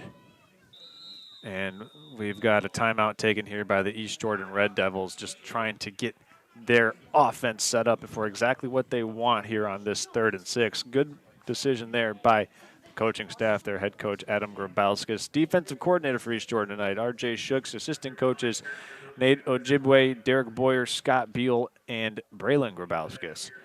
Once again, Charles Strail, Jared Stamen, Jimmy Deskamp from Manistique. East Jordan with a key 3rd down now, and I feel like this is actually one of the 3rd downs that's been manageable. Yeah. Considering most of these 3rd downs that this East Jordan Red Devils team has had to deal with, they've been some 3rd and hefties, 3rd and 15, and I believe 3rd and 18. So, this seemingly should be easy, but I feel like when those teams make those long conversions, it's the short ones that tend to get them those days. So we'll see how 3rd and 6 treats them, and we'll see if they kind of go for the kill if they don't get this. If they go for a 4th down, being in enemy territory up 2 scores. Yeah, I would imagine you'd see punt formation if they're unable to convert here on 3rd down. I mean, they're within their own 30-yard line, but we'll see what happens as they come out from this. They'll put one receiver to the bottom of the screen. That's Hunter Whiteford. Webb in the shotgun flank to his left by Beal. Trips to the top in a narrow formation and splits. Webb rolling out to his left, got a completion to Wilson in the flats, and he's across the 41.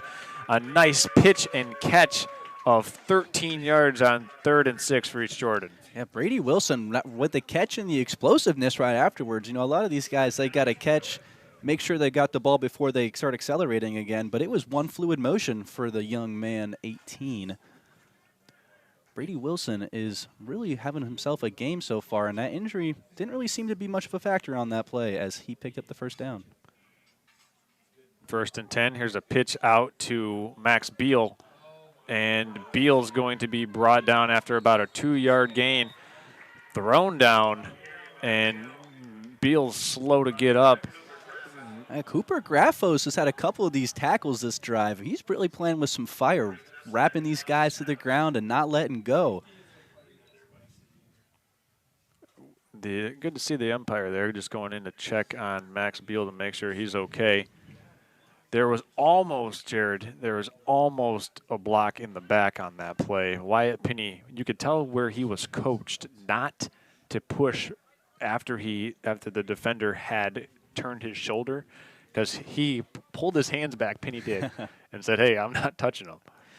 Hey, you know what? A smart man. Refs like to see. There's a misdirection. Beal gets the handoff, and an excellent play made in the backfield by Jace Goudreau. They're fired up, man. This game is still very winnable as our clock is getting close to the 4th quarter.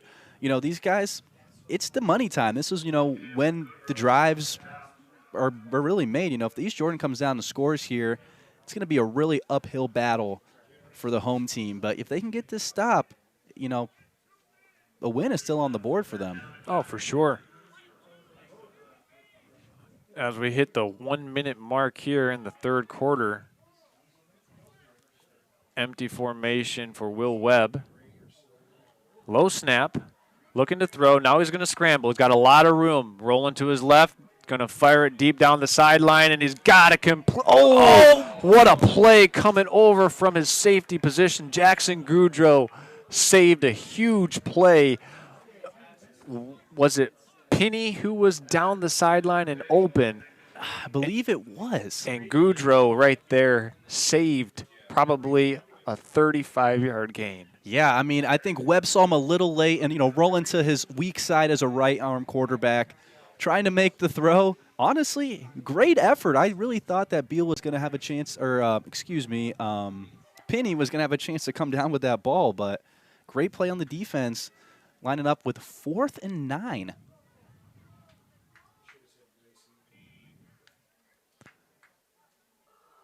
Here's Webb punting this one away. Might have got a piece of that. It might have been deflected as it's a high end-over-end kick, and it's going to take an East Jordan bounce and check up at the 25-yard line where it's down by Hunter Whiteford. Well, we've got 35 seconds remaining here in this third quarter, and each team has only had one possession. So that just gives you a little insight of the type of offense and ball control, the time of possession that each one of these two teams is striving to try and do. And, you know, we saw Manistique multiple times be able to move the ball, but when they get to those critical moments, they're not able to make the play, whereas we've seen East Jordan make the play when they've needed it most. It's really come down to those clutch plays, those third downs, you know. And Manistee's had a lot of third and manageables. It's not, they haven't had these third and longs that East Jordan has had to face, but East Jordan seems to overcome that battle. And we'll see what Manistee does on this drive. Here's Pugh looking to throw, got a completion to Goudreau. He makes a nice move, spins toward the sideline. He's down across midfield and eventually brought down by Max Beal, but not before reaching Red Devil territory. Ball will be marked at the Red Devil 48-yard line. That was a nice move by Goudreau on the sideline, but now he's shaken up a little bit. Yeah, I mean, a nice spin move. Looked like we got 26 yards there. I think it's just a little bit of shaking up. You know, he's been playing hard all game.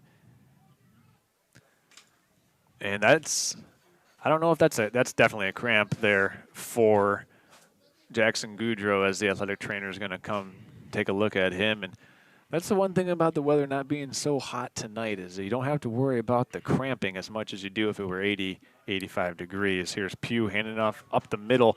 Making a cut is Jace Goudreau, and he's eventually thrown down after, looks like the first Red Devil in there was Wyatt Penny. Yeah, Wyatt Penny with a good wrap-up.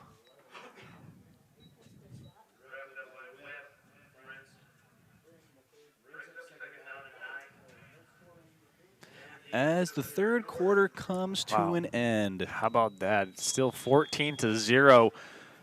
No points on the board in this third frame between the East Jordan Red Devils and the Manistique Emeralds. We're going to go ahead and step aside when we come back to final quarter to determine who's going to get this Week 1 win in the books. You're watching high school football here on Next Level Broadcasting. We'll be back.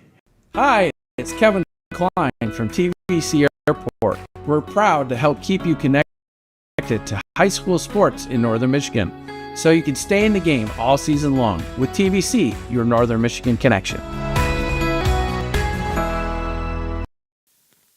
Today's game is brought to you by Professional Seamless Gutters, Burnett Foods, The Depot, Jordan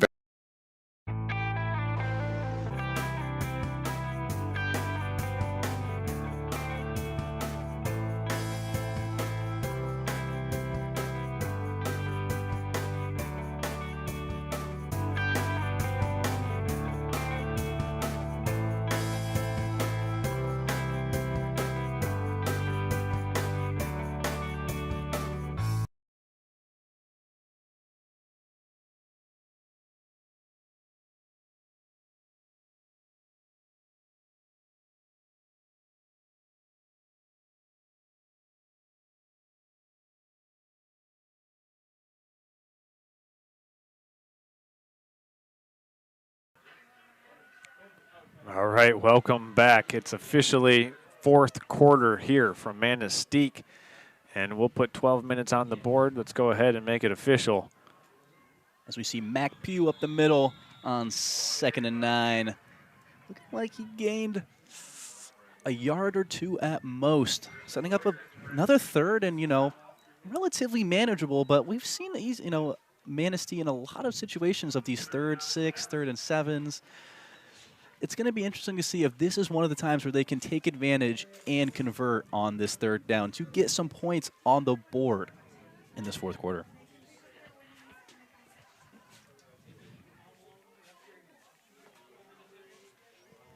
Here's 3rd down now. Pugh looking to throw. Got open receiver was Goudreau, and coming in to lay the lumber was Brady Wilson breaking up the pass, and Goudreau's down. Wilson put a lick on him. He just got off the field, struggling with those cramps, and his first play back on, he gets rocked by Brady Wilson from that safety position, and he looks like he might be in some pain. And he was down earlier, and we just want to wish the best for Jackson Goudreau. I mean, he's a special athlete, and he's going to get helped up by the training staff here. But he was down and getting some attention just before the end of the 3rd quarter, Jared. But I like the concept there. Nice little corner route. Absolutely. Just the ball was a little high, sailed on Pugh a little bit, and Wilson used it to his advantage. If that ball's in a catchable spot, Goudreau's probably not getting hit that hard. No, and also, this has been a trend I've noticed from this Manistique team. On these 3rd and mediums, they always seem to want to pass the ball downfield.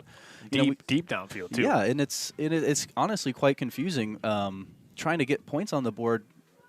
10 yards versus 6 yards, you just need a 1st down.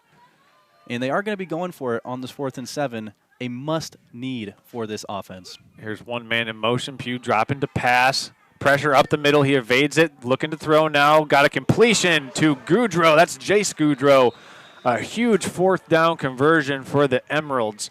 Tackle made by Max Beal at the Red Devil 27-yard line.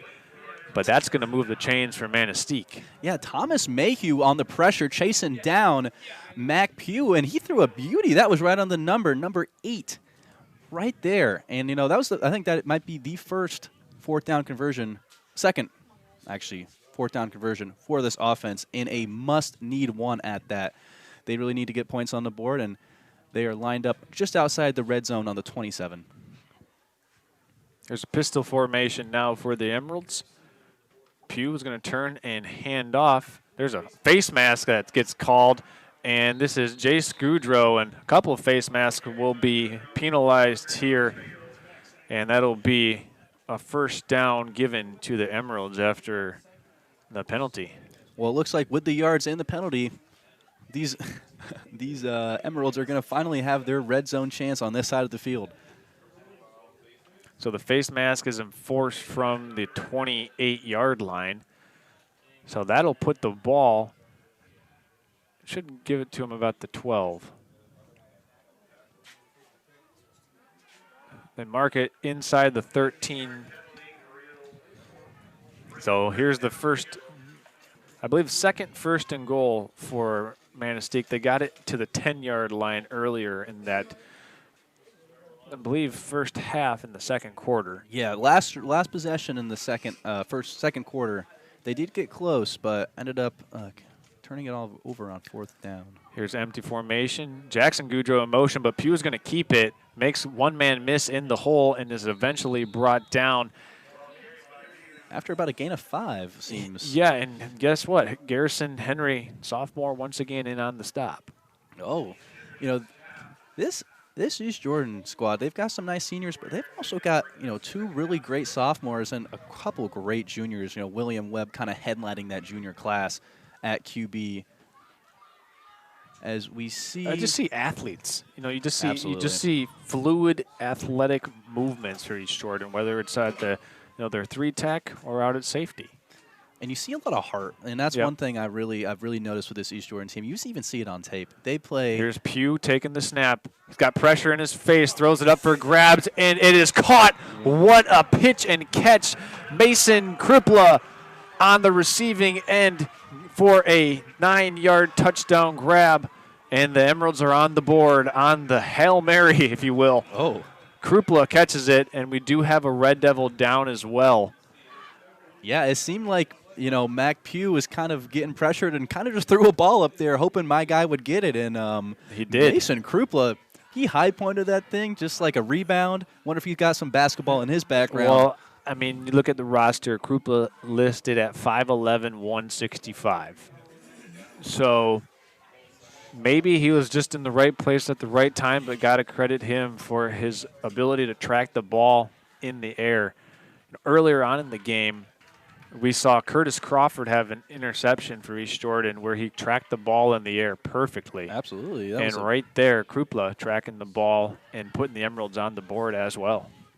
Yeah, I mean, I really think that kind of got blown under the radar. That interception by Curtis, 30-plus yards down the field at DB, looked very impressive.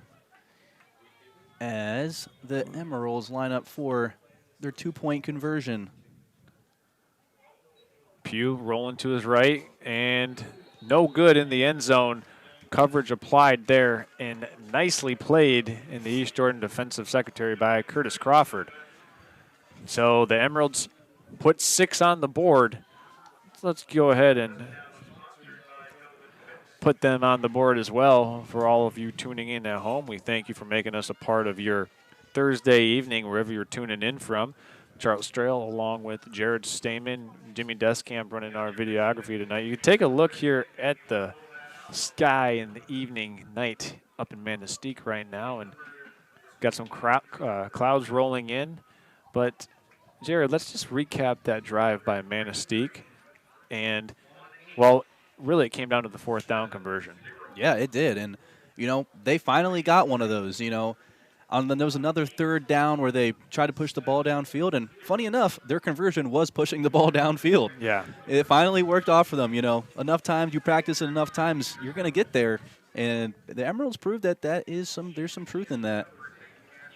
But even on that 4th down conversion, you saw Thomas Mayhew. He's been kind of wreaking havoc in the second half. 55 in that backfield is a number to watch. All right. So East Jordan with an opportunity now for their 2nd possession of the second half. That's right. Each team so far has been really chewing up the clock. We're at the 9-minute and 37-second mark of the 4th quarter. Manistique with 2 possessions. East Jordan about to get their 2nd right now as we are underway. It's fielded at the 30-yard line. Running out of there, he's got a head of steam up to the 40. Slips through one more tackle, and that is Wyatt Pinney, where the East Jordan Red Devils will take and set up shop at the 47-yard line. And that is a great return by Wyatt Pinney. Again, continuing another great game by an East Jordan player. And I'd really like to see East Jordan put the game away right here. They've got great field position. They've got enough clock and a strong run team with a great running back in Max Beal. Yeah. And Garrison Henry splitting some reps with him as well. I'd really like to see them just get this ball down to at least the 20-yard line, and you turn it over on 4th down. They got a long field to go. You're feeling pretty confident. Yeah, I think right now for East Jordan, you got to lean on that offensive line and also lean on your playmakers. Here's Webb, flanked to his left by Max Beal. He's going to hand off up the middle. Beal has a little bit of a seam. He's across the midfield line and into Emerald territory, tackled at the Emerald 49. Good pickup of 4 yards on 1st down. And it might be cliche to say, Charles, but if you get 4 yards every play on a rundown, that's a 1st down every time after 3 runs. So, they're really not upset by that 1st down run for 4, and they want to keep that, 4 yards per game minimum continuing on this drive. There's a handoff right up the middle again to Beal. He powers through and falls forward. He's within inches of that 1st down marker, and the far side line judge says, let's keep the chains moving. I mean, maybe have a measurement here, but the chains should move for the Red Devils. It's looking like they're going to give them that 1st down, Charles. And right now, it seems like East Jordan is content to hang their hat on Max Beal running behind this offensive line with Thomas Mayhew, the tip of the spear at center. Both runs right there Jared, right up the middle. Yeah, I think, they've really put some pressure on this Mayhew to perform, and he's done that in the second half. I mean, defensively and offensively, that center run was not open the first half, and it's been successful so far. Here's a low snap. Beal's got it, makes another cut, got a first down, and he's got to hold on to the football as he's gang tackled by a slew of Emeralds. But it'll move the chains once again for East Jordan, and the ground game now really starting to show itself. This drive began at the Red Devil 47, and now the ball sits at the Emerald 32. We kind of mentioned this at halftime, Charles. These big boys, I think they're starting to get tired running around so much with these athletes on the outside. And, they just had a long offensive drive themselves, and now they're going to go back there trying to stop this line on defense. And it's really proven to be a difficulty, this drive. This time Webb's going to keep it, throw it out in the flat. Got a completion to Brady Wilson. We got a flag down in the secondary. Wilson makes 2 men miss. We'll have to check the penalty marker. It came from the back judge. As it stands, it's a gain of 7 yards on the pitch and catch to Brady Wilson. But it looks like this will be coming back with a hold against the Red Devils. It'll be assessed from the spot of the foul. So it'll back the Red Devils up. They'll mark the ball at the 35-yard line when all is said and done here. Really not too, as far as penalties go, one that's pretty manageable for this Red Devils team. They've showed in the last couple plays that they can really run this ball. So in some ways, they don't mind, chewing more clock and having more field to burn. So now it's 1st and 15 from the Manistique 35. So this is the time in the game where you'd really like to see an Emerald defender step up, get in the backfield, make a play on the corner. We just really have not seen that so far. And up until this point, at those penultimate plays, it's been East Jordan making them. As here's a toss out to Beal. He slips through a tackle, and that was Jay Scudro who was in the backfield, and it looked like Max Beal was going to have to make an immediate evasive maneuver, which he did. Yeah, getting back to the line of scrimmage there for them, really not too bad considering that could have been a 5-yard loss. But still, I like to see the effort from Jay Scudro. I think he really has shown he is the heart of this defense and offense, really trying to get his team motivated and get his team back on offense, potentially to tie up this game at 14. It's going to stay 2nd and 15 now for East Jordan.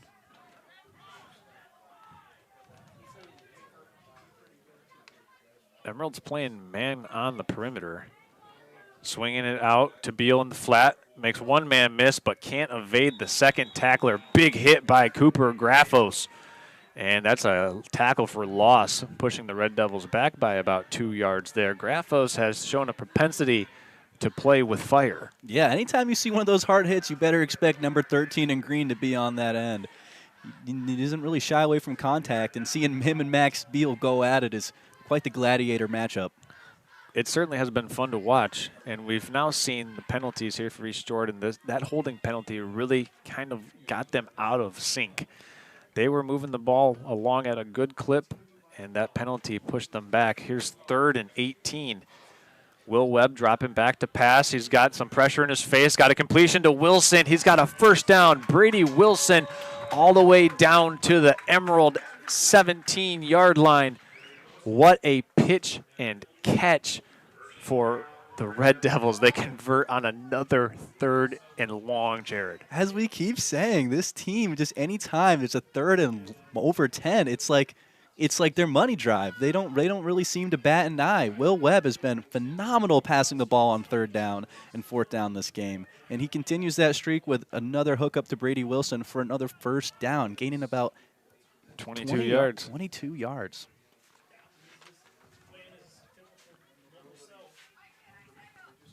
Here's a handoff to Beal up the middle. He shoots through the gap. Beal all the way. He's down at the goal line, and he's in for a touchdown. Max Beal strikes from 18 yards out, and the Red Devils go back up by 14. What a run by Beal. Credit to the right side of the offensive line for springing him free, but Beal in from 18 yards out to put the Red Devils back up 20. to 6. Great run by Max Beal, not giving up, diving into the end zone when he needed to. You know, he wanted that end zone. I don't think there was going to be a guy in green that was going to stop that from happening.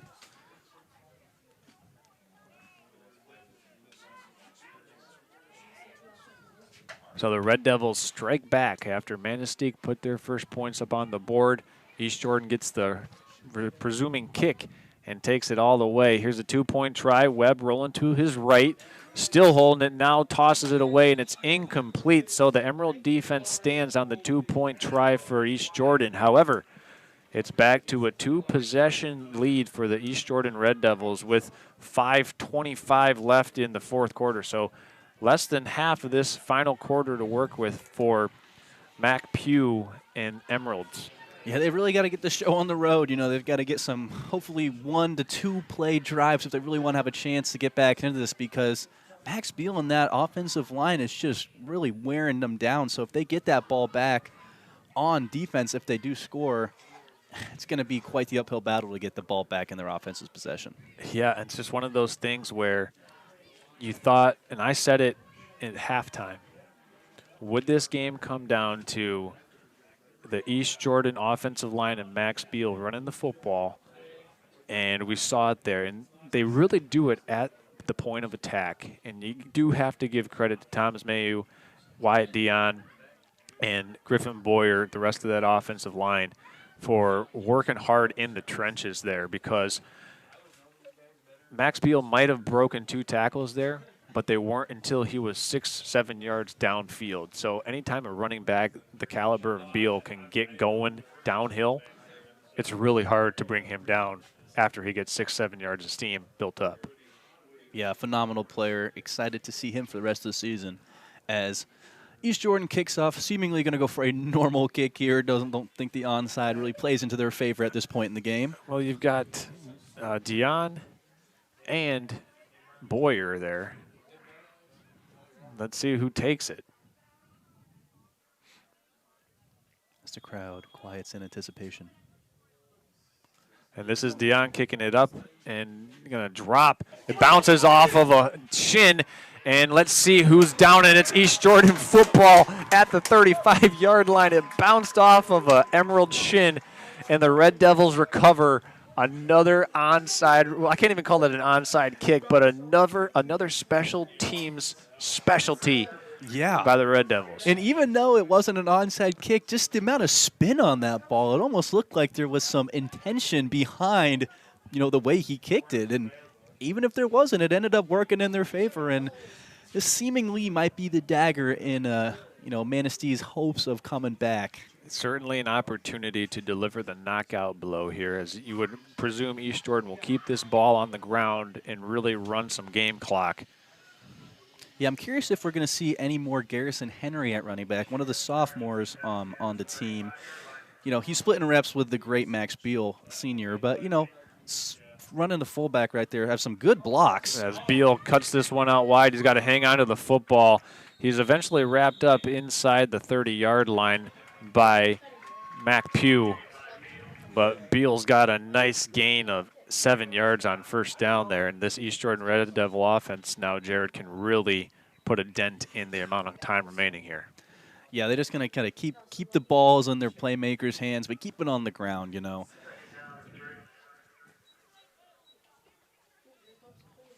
As the clock is still continuing to run, East Jordan shuffling in some personnel. That's a late add coming in is Hunter Whiteford.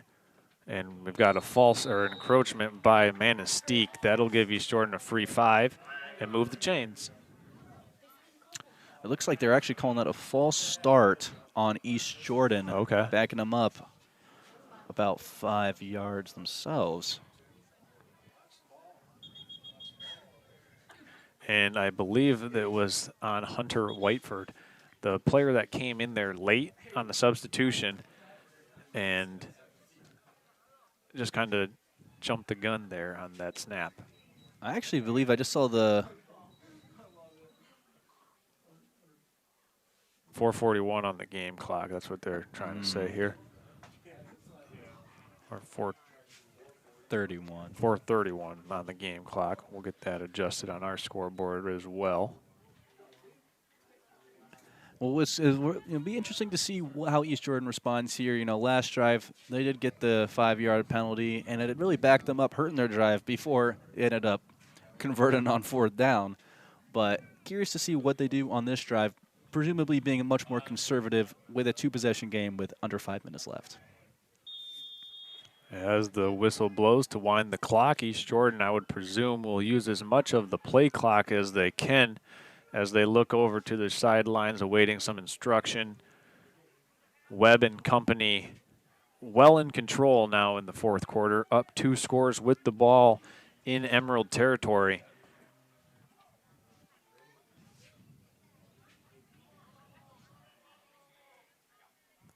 And we've got another false start. Looked like the right side of the offensive line had a miscommunication there on what the snap count was. Yeah. I wonder if they're trying to run some hard counts, try to get some yards back from the refs, the East Jordan, or there's just been some miscommunication. I mean, it still is the first week of football, and you know, later into the game, you can imagine some of these East Jordan players, their head might not be as into the game as it was in the first half, up 14. Yeah. Got to give credit to the right side of that offensive line, though, even though they just had that false start, but they did open up that great hole for that Beal touchdown run. Working in tandem over there is Dion and Bunker. Yeah, and Bunker is the other sophomore on this varsity squad, playing right tackle, one of the most important positions on the offensive line, seemingly playing great, as Charles just mentioned. That 18-yard run by Max Beal was on the right side. Yeah, we got some people tuning into the chat. We got Ronald Peck saying, thanks for the broadcast. Ron from... we don't know where Ron's from. So, Ron, if you're tuning in, let us know where you're from. And then C. Jack saying, how many yards does Brady Wilson have? That's a good question. Jared, what would your estimation be for Brady Wilson's total accumulation of yards so far? Well, he's had at least 2 25-yard catches. So, you know, I'm thinking maybe around that 70 to 80-yard mark. But, you know, sometimes it's hard to tell with these plays, and it's deceiving how many yards these guys really have. But Brady Wilson has had himself quite the game. At least 4 to 5 catches on the game. Also some great plays on defense, you know, primarily making plays at the wide receiver spot, but really all over this place. And he does also have that 2-yard touchdown catch as well. He does.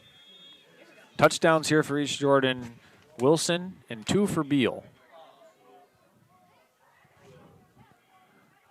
Webb in the pistol, hands off to Max Beal. Beal with a head of steams, chugging along, gets about 4 yards on the carry, where he's eventually brought down by Cullen Swanson.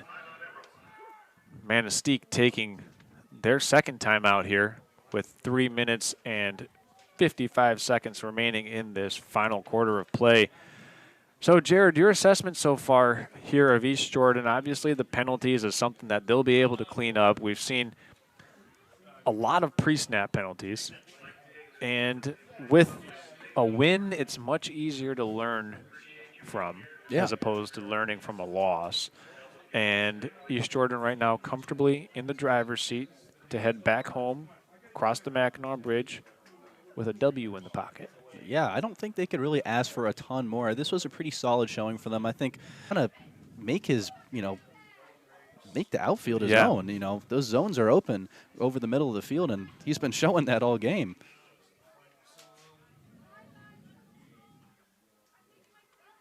Here's a handoff up the middle to Beal. And we got some more people tuning in as there's the third and final timeout taken by Manistique with 3 minutes and 48 seconds left. And we're going to hit the chat line as Ronald Peck says he's watching from Elmira. Okay, Ron, thanks for tuning in from Elmira. We're up in Manistique, so you can be there in Elmira. And Amanda Spear says she's so glad she gets to watch her son play from home. Go Red Devils. So, Amanda, thanks for tuning in. Ron, thanks for tuning in as well. Make sure you like and subscribe to the Next Level Broadcasting website. You'll be notified when we're going live and we got a game that you'll be interested in watching. Once again here from Manistique, Charles Strail along with Jared Stamen, Jimmy Deskamp. If you missed anything so far, here's the game summary. The first Touchdown was scored by Brady Wilson from 2 yards out. Max Beal had a 2-yard rush from 2 yards out. Manistique came back on a nice catch by Mason Krupla for a touchdown, and then Max Beal ripped off an 18-yard touchdown run, and that's where we currently reside. Red Devils up 20-6. It's 4th down now. Webb. Looking like they're trying the hard count a little bit. Yep. And they're going to take a timeout. Head coach Adam Grabowskis wants to talk this one over. Ball right now is at the 27-yard line of Manistique. So East Jordan with a couple of decisions to make here in terms of what they would like to do.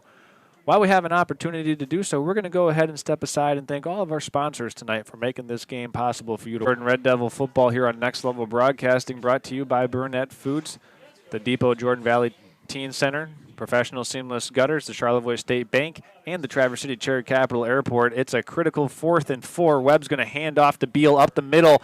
He puts his shoulder down. He's eventually met in the hole by Connor Tennyson. And Beal has crossed the 25-yard line, which was the line to gain. That's going to move the chains for the Red Devils and keep it going in terms of their pursuit of a Week 1 victory.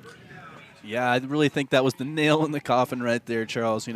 They've getting that ball back really seemed like they had the game put away, but that first down there, really got to be feeling good at where you're at. Just trying to get this clock at. Go home and, I'm sure these fellas aren't too cold, but, maybe warm up a little bit. Just got to give credit again to the guard-center guard combo of the East Jordan offensive line, winning at the point of attack. 1st and 10 now, Will Webb.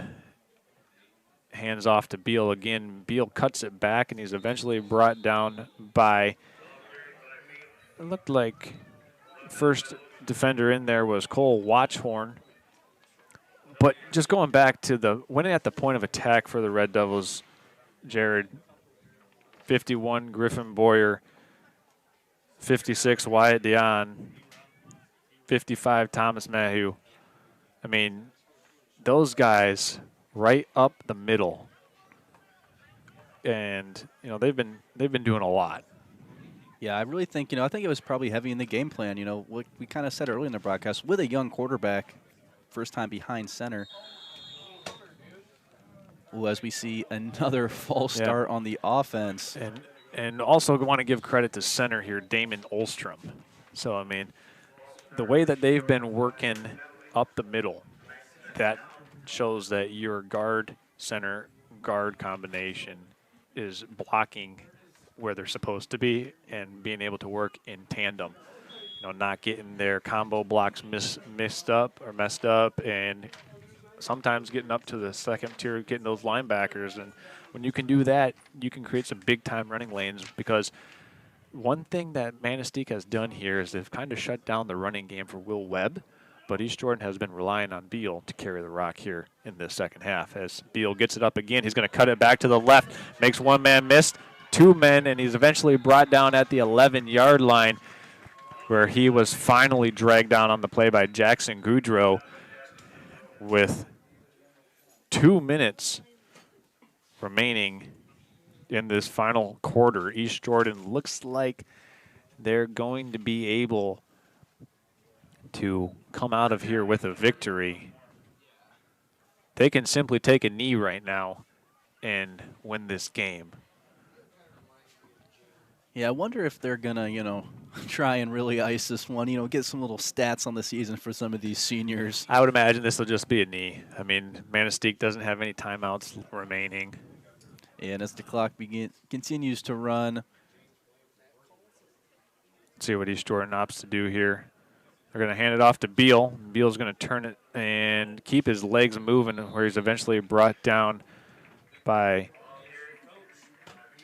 Majan Derrick.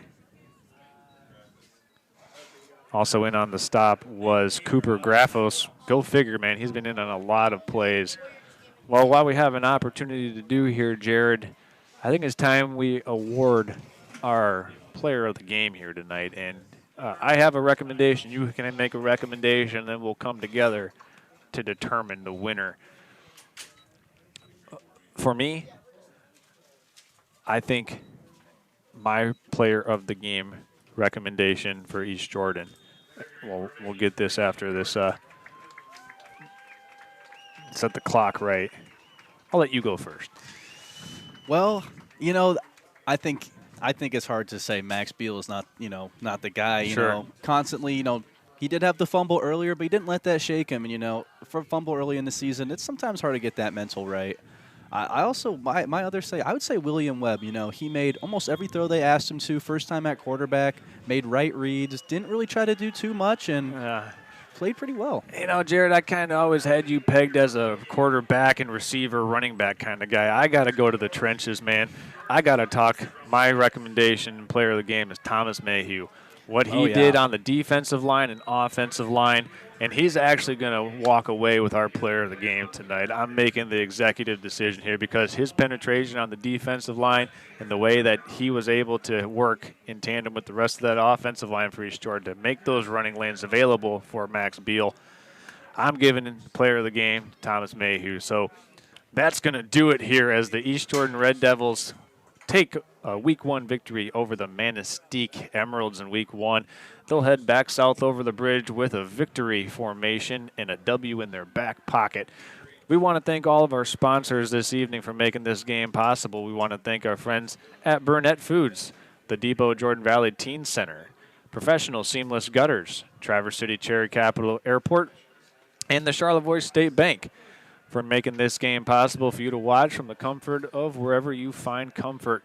For myself, Charles Strail, along with Jared Stamen, Jimmy Deskamp, our executive producer and videographer tonight, we say thank you for tuning into this presentation of Next Level Broadcasting's high school football.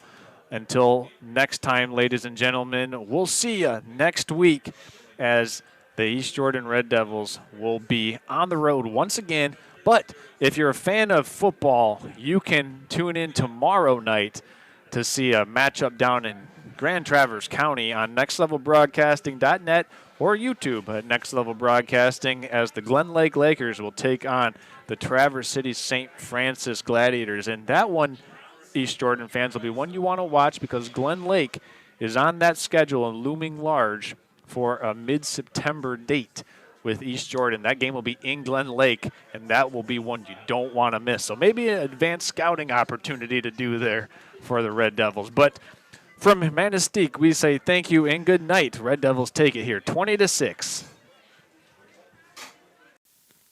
Today's game is brought to you by